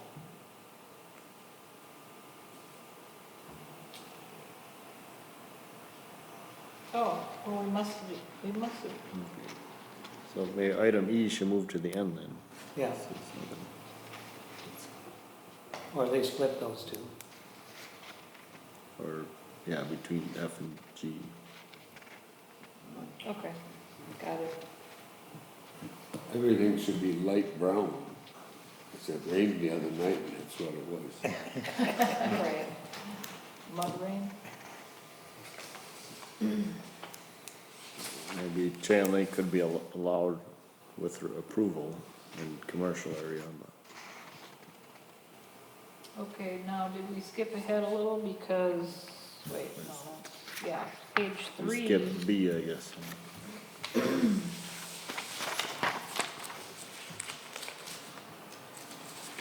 me. That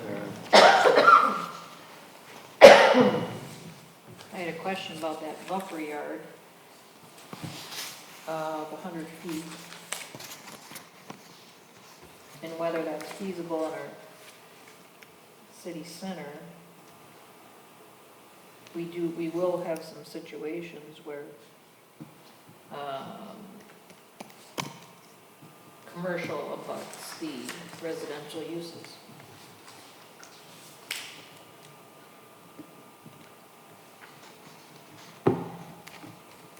Yeah, that seems like it would invite a lot of variance requests.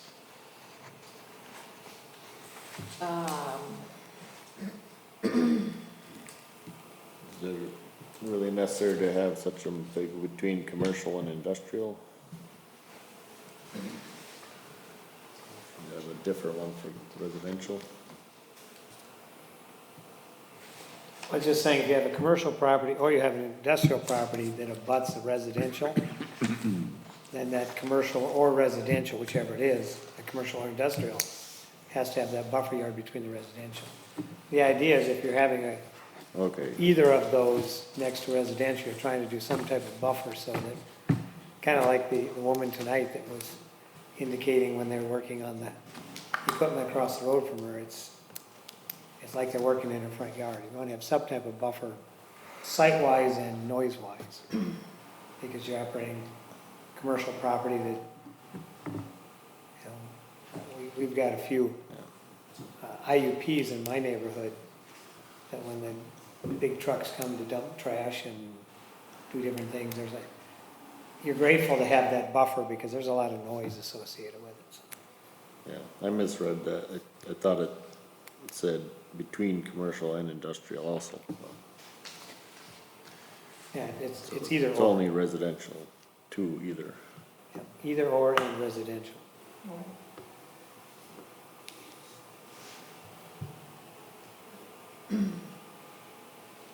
Yeah, I think that's a good idea to keep wherever possible.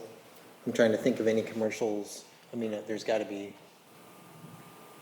a commercial site that would be less than that, but maybe that's okay to require a variance. I don't know. No, I don't know if you want to do a variance, but you could do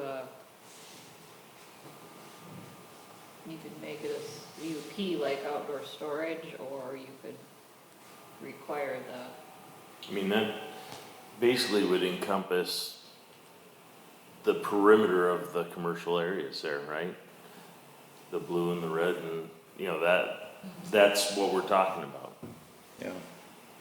yeah, there's a lot that backs up to the residential. Now, I've long felt it was a little excessive. But like, let's say a staggered row of spruce trees or large pine trees that get 25 to 30 feet across, I mean, you're still looking at a minimum of 50 feet, but unless you add a clause that says you know, upon review by an architectural committee or city council, it may be reduced.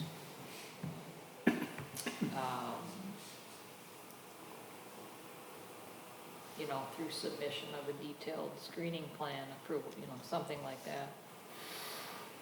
But,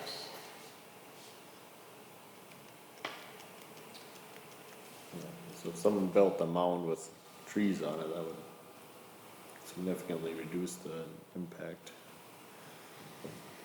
well, right, I mean, you can get the height, but sometimes it is a noise factor, but I don't think the difference between 50 feet and 100 feet is really, you know, gonna make a difference relative to noise.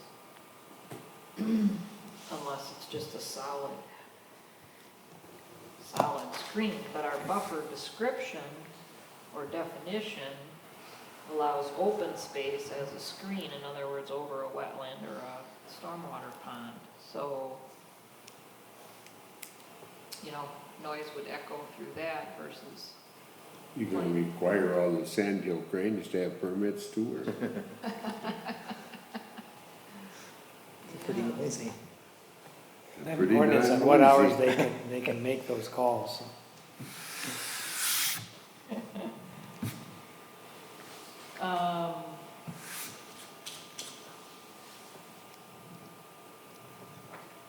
Yeah, I just think 100 feet is gonna eat up, you know, valuable commercial property.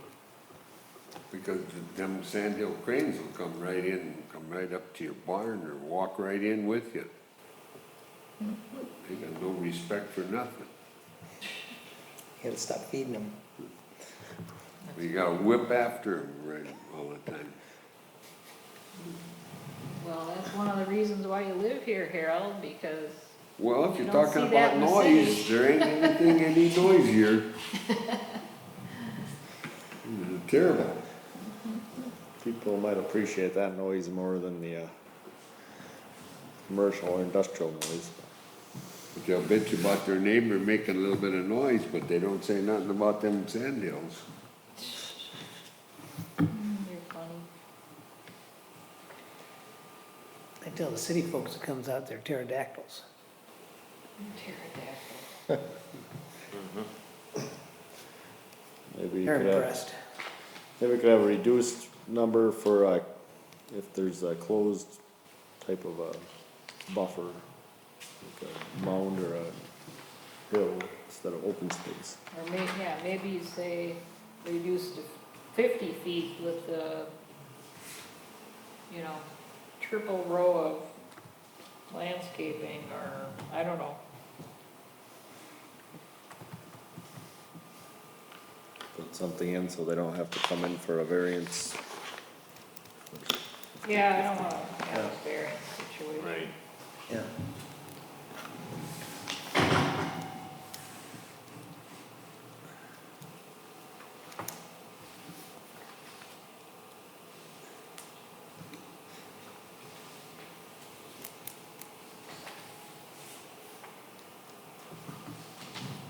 Okay, well, Maybe maybe there's a way to scale that with the size of the property. You know, if it's a 50-acre property, 100 feet around the perimeter for whatever they're operating is reasonable. Yeah, If it's a 2-acre lot, to lose 100 feet on two sides exactly. would be a problem. Yeah, exactly. I'll give that one some thought. Should we put that one on hold for a second? Or should we just, Just take a look and see what you can do to modify it. Because I do think lot size makes a big difference.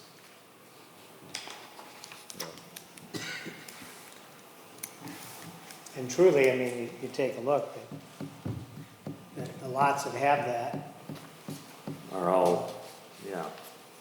you're looking at, you know, in the downtown area, it's not up against residential, except for on the west end of the industrial area there. You could have some homes in there where the farm is. And the south end of the commercial area there, we talked about creating some kind of natural transition there anyway. Yeah, like a linear park or trail, yeah. So if if the city did that, I think it'd be fine on the 40-acre pieces, but the part that's, only half a section deep is, it's only 600, no, 2,600. Maybe you could add that park counts as a buffer zone. Is that included with that natural wetlands woods? No, that's a good point. Parks, yeah, I would definitely include parks.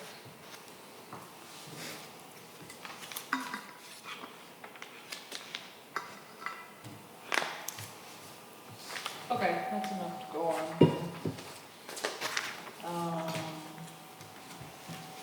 Talked about materials.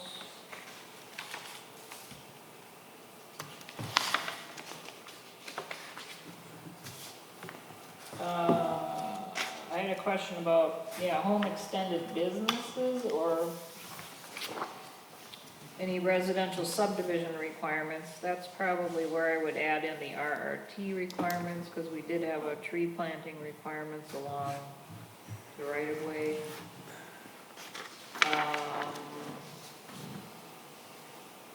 My thought was, do we need some sort of standardized screening for home extended business, or we just go case by case like we have, because the uses vary so much?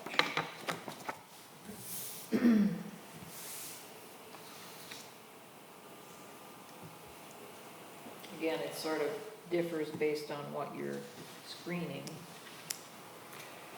What you're screening and where you're screening.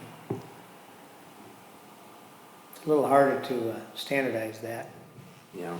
And each industrial interim use permit does require review, so. And Right. part of that is specifically screening, so. Right, okay. You can have some general criteria that, the intent of screening is, and then specify it when they come in for the IUP. Yeah, that's a good way to do it, is just some criteria. You're not gonna specify aluminum for all of that, I say aluminum evergreens, not aluminum. so they don't die. The gal darn aluminum right now costs you, the minimum charge is $200 for anodizing. Everybody's throwing out their aluminum Christmas trees. You can You just have get those. thousands of dollars in a goddamn fence. Man, wake up. No, I don't think you'd ever want to be using aluminum in residential. No, I just was down to the Plater yesterday. Holy cow, the prices are just wilder than fruitcakes on that. There ain't no reason, some of that stuff is tripled. And how you We supposed could to- go over to the recycling center, take all the aluminum cans and glue them together. Well, the Make a wall aluminum out of it. itself is cheap, but it's the anodizing, see, it's where your problem is. It's really high.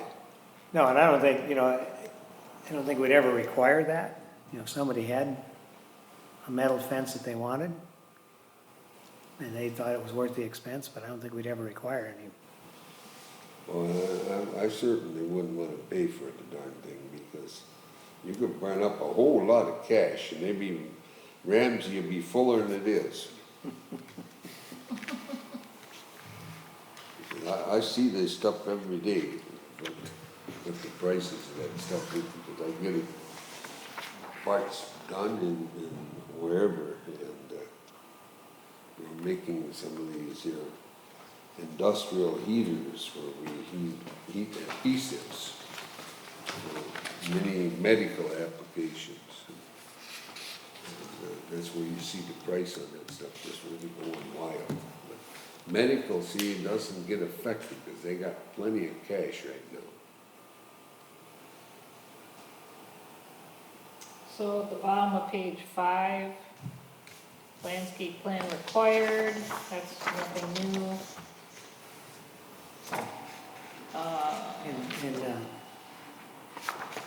Item F there, Yes? Every decision we make has got a dollar figure. Keep that in mind of all of this, because if we don't, we go right back to where score one. The people won't come if they know we get all this extra expense.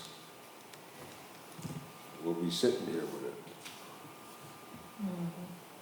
item F, it's, materials shall be planted with sod, seeded or native vegetation, wildflowers or prairie, what? Prairie grasses?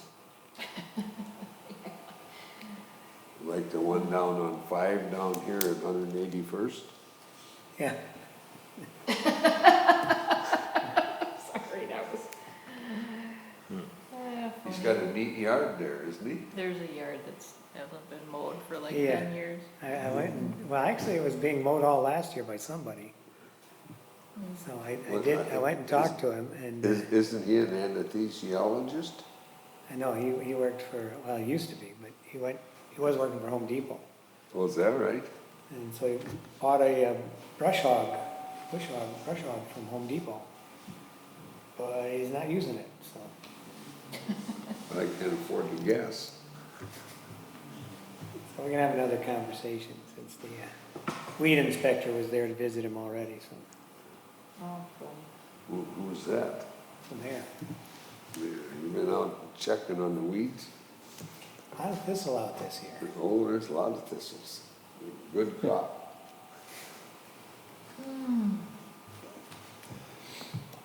Yeah, there's about 5 or 6 kinds of thistle, but there's only 1 or 2 that are considered noxious.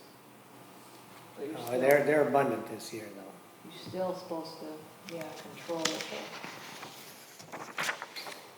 Yeah, so wildflowers or prairie, maybe prairie wildflowers and grasses, huh? Yeah. Okay. I just took the skid loader to my pasture and just cut them right off. Just with a bucket? Yeah, real good sharp edge on it. I was gonna say, you must have a sharp edge. Oh, yeah. The ground is just like cement right now. Okay, 2 more sections and then we're done for the night. Maintenance of landscaping. The ordinance was lacking somewhat. We want to be sure that what we're asking people to put in is kept up or it does us no good. Any thoughts there? Did anybody have any notes? We've got purpose to establish minimum standards for lawn and yard maintenance. And then I was trying to incorporate sort of our rural nature and talking about a variety of landscapes. We've long struggled with our 8-inch, our ordinance currently contains an 8-inch mowing height, but how do you enforce that when there's so many areas that are left natural? Some people mow along the roads, others don't. There's really no continuity, so it is hard. Probably should be some kind of a minimum around at least where their main buildings are, like the house and the garage. Because that's a good example down there, what it should not look like. Yeah, true. Maybe within so many feet of the buildings or something? Yeah, it wouldn't have to be nothing real tight, but at least, because if they get that stuff mowed away and we do get a fire, at least you got a prayer. You gotta think about that too. How far are you thinking?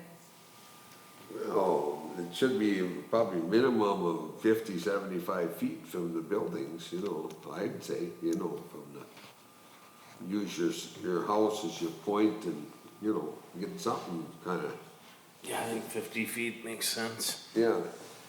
Because I have seen a couple pretty darn good fires in now and then where it was we had a lady that went out and picked up some hay bales with her skid loader and she caught the whole pile on fire. And it was about a 12-hour ordeal because the fire department we had at that point was the city of Anoka. And they spread it rather than put it out. How did that happen? Well, they take the water and they would spray it, and there would be, this orchard grass grows, orchard grass grows just pretty much wild around here. And the flames or fire would be on there and they'd hit with that water hose and about 5 bales more would be lit up. Just like that. Boy, you couldn't get it out for nothing. So you had to tell them to get their butt out of there and we'd just take the water hose from right off the pump, and then so you didn't have a lot of pressure on it. Then you could put them out. But it was, I think, like $18,000 worth of hay burnt up.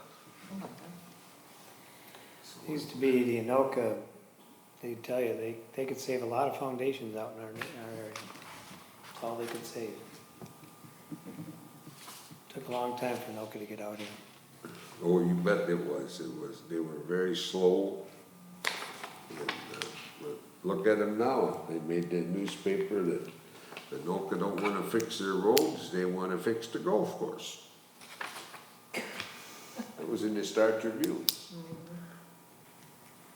So it tells you where they're at. They want to play golf.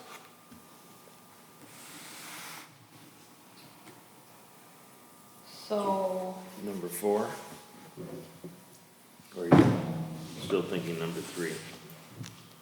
well, yeah, what about this 8-inch height? Because, so it's an 8-inch height within 50 feet of a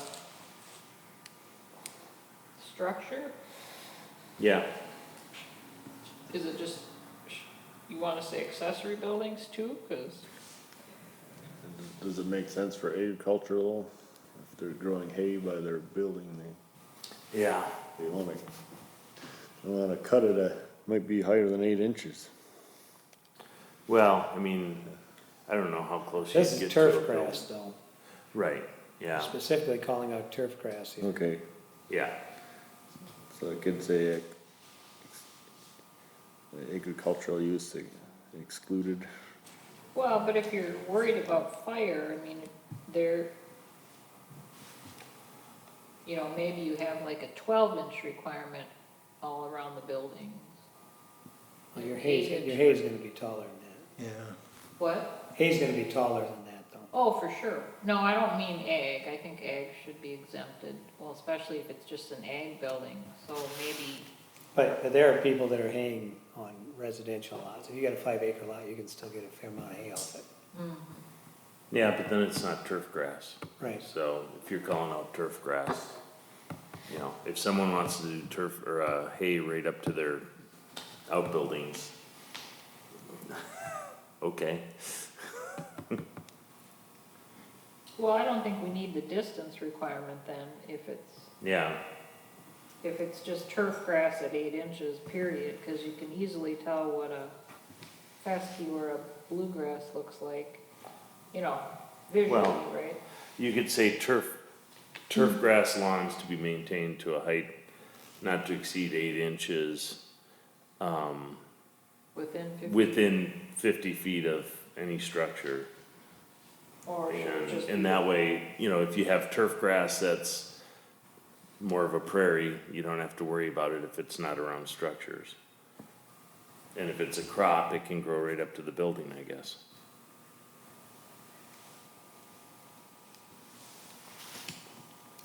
What about this no-mow grass that I hear about? Anybody dealt with that? How high does it grow?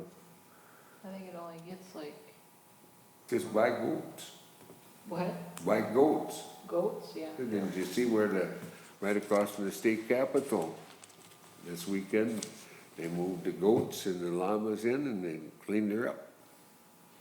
It's in the Star Tribune, Yeah. read your paper. What was it, our goats? What? Tom's goats here? No, it didn't say whose goats they were, but they, a bunch of them, and they eat everything. Everything but the big heavy trees, neat buggers. They don't stay in the fence very well though, if you No. need a good fence. Well, you gotta maybe put a little charge in it. It changes their mind. So, yeah, on to 4, native grasses and wildflowers, do we even need to address it? I mean, most people will just kinda not mow what they don't wanna mow, you know? If you put in native grasses and wildflowers, it's no longer turf grass, so. Probably shouldn't be able to grow them right against the house though, 'cause it could be a fire hazard. But 95% of the people take care of their grass pretty good. There won't be that many that. Yeah, right.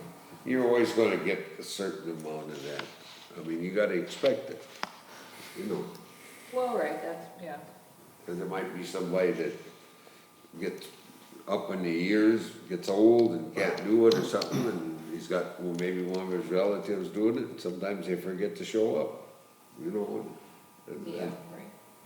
you gotta give them a little rope there to hang them on.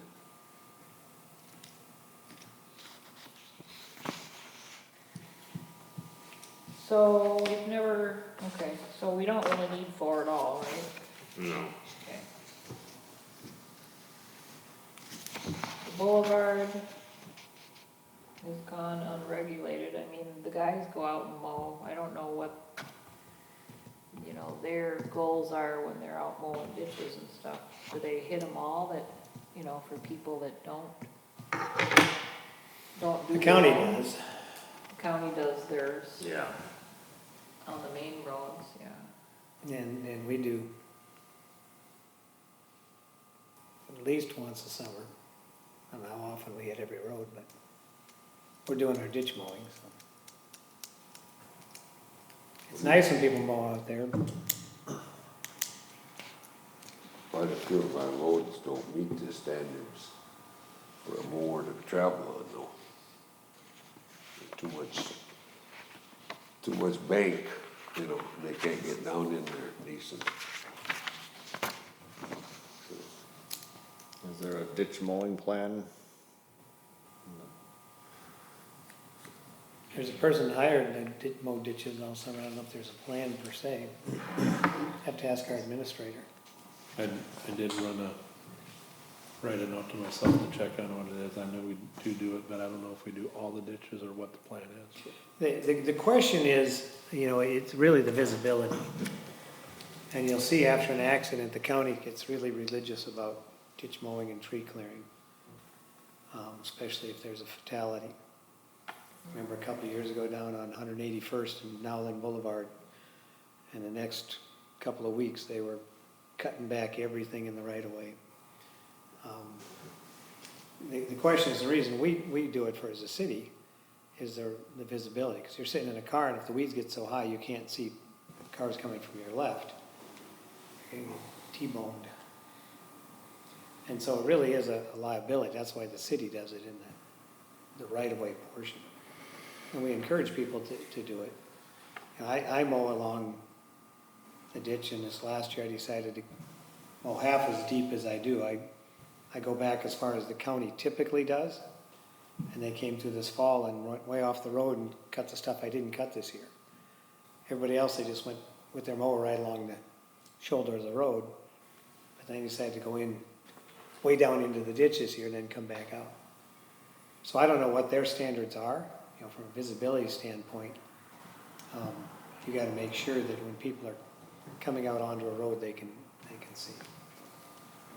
But I don't know that we've ever actually required residents to mow out to the gravel as blacktop.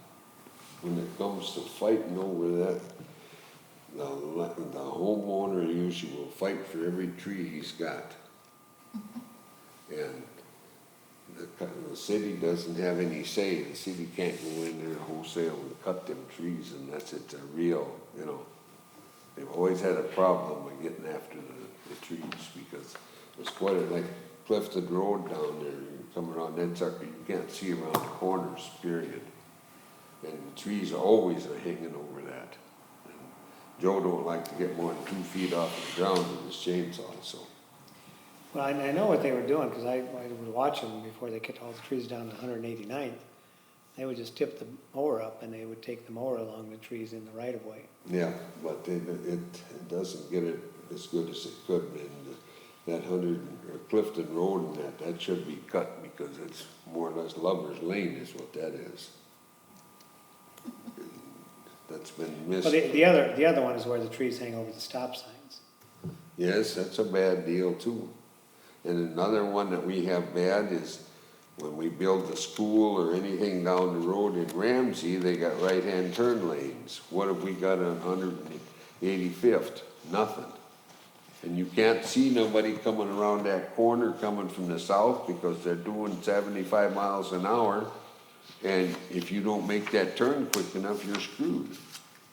We need right-hand turn lanes along Yeah, there. I don't know why they quit them when they came out here.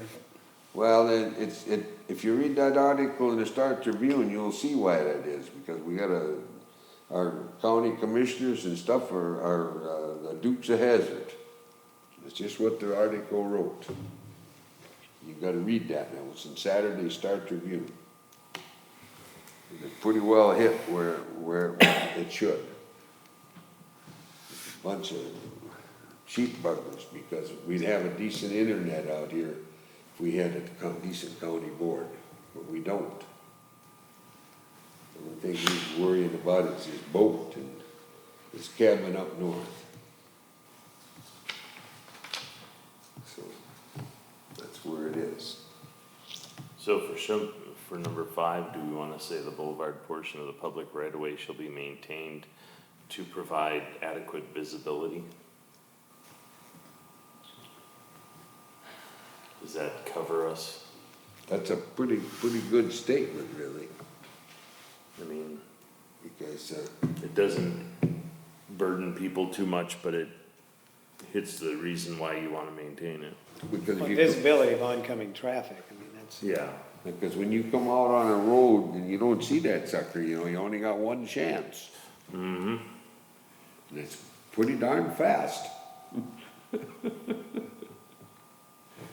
So most cities, yeah, would require it in platted areas, right, to mow up to the curb. We don't have curbs, obviously, but I mean, up to the travel portion. But, yeah, I like that statement, so if you do have a problem property, you could still send a letter and say, please mow your, Right. you know. One of the things you'll find if you put that in there, people living on gravel roads, after winter time, when they go out to mow to the edge of the road, it's a lot of gravel in that ditch. Yeah, yeah. Well, can't That's, be that's helped. because they let the goddamn wing drag along too low all the time. Like in the spring, I haul taking that notes there, gravel Mr. out Administrator? every spring. I mean, I lived there about 40 years and I hauled a lot of gravel out of that ditch. Ain't supposed to be with that wing out there that way. Just grade the road, don't be grading the doggone bank of the ditch. Because most of the time we're late plowing, when you can drive any place you wanna go, and the plowing is better than it is in now then. I don't care what it is, all winter long. It's pathetic, because they're late getting around. Never can be on time. Cause I can wash my car or my pickup and have it all cleaned up, and you go out in that goddamn road and it's all sloppy, and then I gotta go do it again.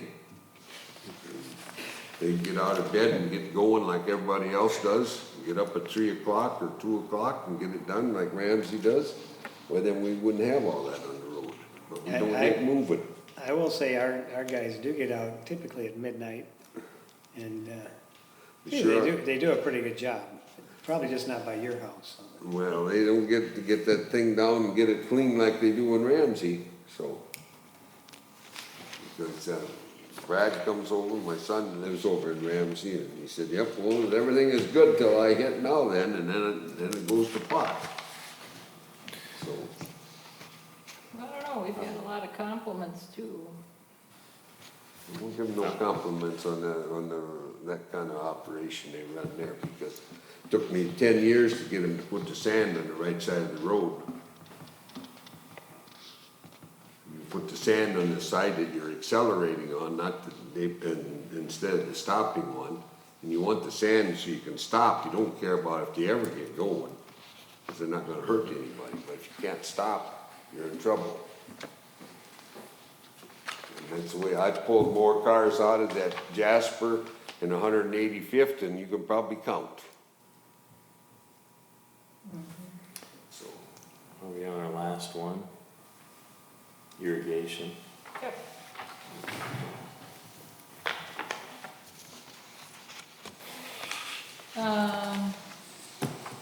Yeah, big question mark, I guess, about irrigation requiring it. As we get into, you know, possibly attracting, hopefully attracting some commercial businesses.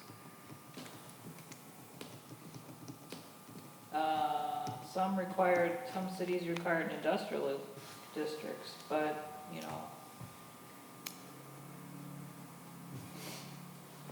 if you get a drought and your trees die, then you gotta replace them under the current ordinance. You know, it's a lot to ask, I guess, I just threw it out there as a discussion item.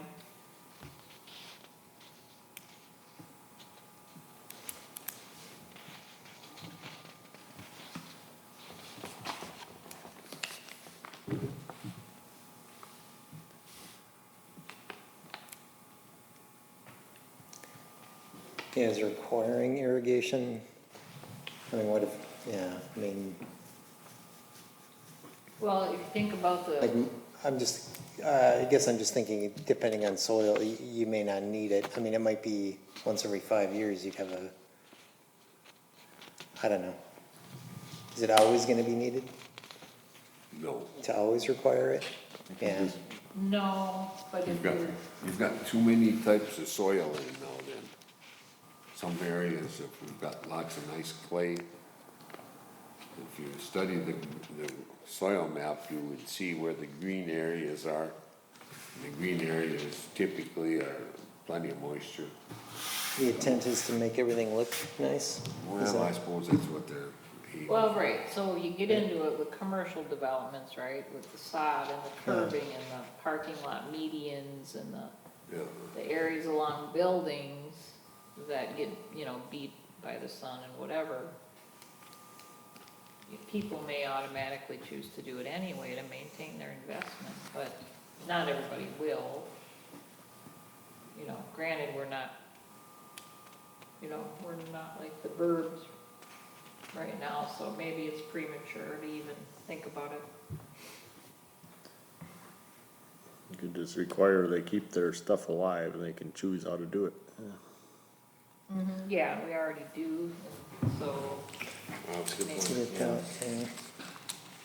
so you could, you know, if they don't replace items, yeah, you could. It's an extra expense that some might never turn on. You just put a recommendation for irrigation, just say, hey, it's recommended but not required, I don't know. That's probably a smart way to stay out of trouble. Yeah, but the ordinance isn't a recommending Yeah, that's true. document, it's a requiring document, so you just either put it in or leave it out. Then you better leave it out. Because of the fact that a great share of now then is got clay in it. And the people that really want it, if they've got the buck, they'll have water, I don't care who it is. You know.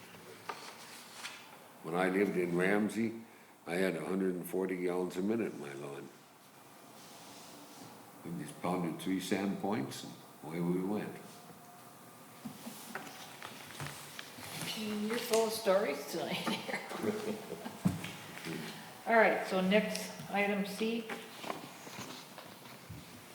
Yay, nay? Yes, okay. Sure. Item D, Boulevard Public Right-of-Way Limitations.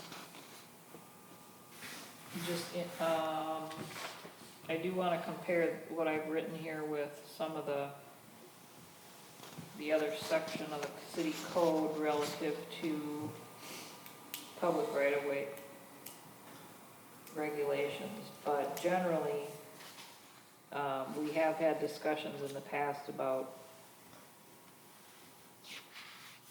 I guess, again, it's just a guideline for residents, you know, where they can plant, where they can't plant. No overhang or encroachment into the road surface, shoulder, trails. Just noting that all boulevards are public property and are subject to the right of the city. And if any utility companies come in and need to remove anything, they do not, you know, plant trees, they just restore with dirt and grass seed.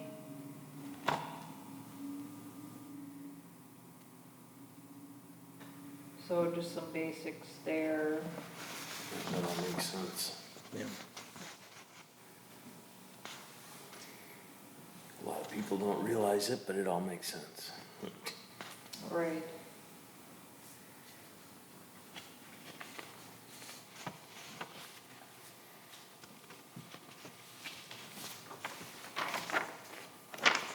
Okay, Do that.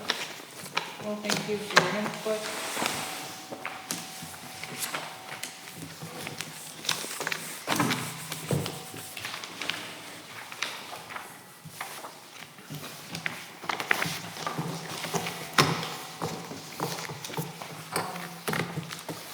Mr. Chair and Mr. Mayor, we had a conversation about code enforcement and, possibly kind of revamping that section. Do you think the council's vision was to bring that through planning and zoning as well, or just deal with that in a work session, or how to move forward? I think the council wanted to just do it in a work session. All right, that's See the document first. the feeling I got too. Okay. So, there may be some,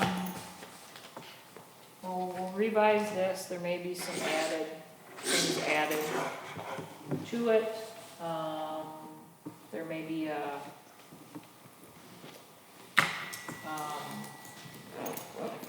I don't think it's floodplain, I think there's a shoreland ordinance update that we really want to consider. And other things like small housekeeping type items, but I'll give that more thought over the next month. Anything critical that we've talked about in the past that you can think of that we need to address, ordinance-wise?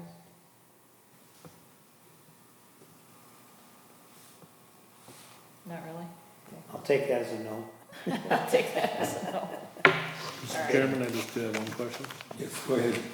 There's these upcoming projects that you have on the agenda right here. Sure. What's the reality of those moving forward, and when would we expect to maybe see some movement on some of those? Well, I know you and I talked a little bit about it, but it might be good for the rest of the group. yeah, that's a good point. So Gustafson, Platt on Ingen, I know they just hired, so that's on the south side of Bear Lake. They just hired, or are in the process of hiring an engineer to move forward. They are splitting some lots for family members. They did talk, Mr. Gustafson, I met with Jason. He indicated they were possibly willing to dedicate some land to the city.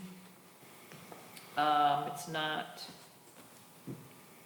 well, we'll just leave it at that. I'm not sure the location exactly, or whether it would even be, you know, useful, or if the city would even be interested in it. So that'll be either 3 or 4 lots. And then the Toft final plat, we are currently working with Tofts to finalize the first addition still. as far as recording, there were discrepancies in the recording of that, or attempted recording of that plat. So we're working those out. They had to either redo the plat or redo the legal documents so that everything matched as far as ownership. And then, they are still planning to move forward with their second edition, which includes more industrial lots and the residential lots. Did we ever get the road figured out there? Is that a legal road yet? Well, they're close, but that's also on the to-do list. There are some, The city hasn't accepted it yet. no. Going on a final plat for more industrial lots and residential without a accepted road is gonna be a challenge. Oh, yeah, we wouldn't let that move forward without first settling on the first phase. Yeah, for sure. And then the Shermer 5-lot plat on Twin Parkway, I haven't heard anything from him. He had a wetland delineation done and, you know, had conceptually talked about it, but I haven't heard anything, so I don't know. What is the address on that? There is no address. It's that, Well, approximately. Twin Parkway and 205th. it's between 205th? Baugh, Okay, Baugh and Twin Parkway and 205th, yeah, Okay. yeah, right across from Sod Fields. yeah. I know what. Yep, right there. Then there's just one small wetland on it. And then- So nothing in the near future, so. Yeah, I don't think it's gonna be next month, that's for sure. Okay. Yeah. So is that all you have, Liz? That's all I have. Blame. Okay, somebody'd like to make a motion to adjourn? Your lots are gonna be too big to make it Go ahead. Hey, Move to adjourn. justified. Commissioner Bias made a And motion, I'll second. and second, all those in favor say aye. Aye.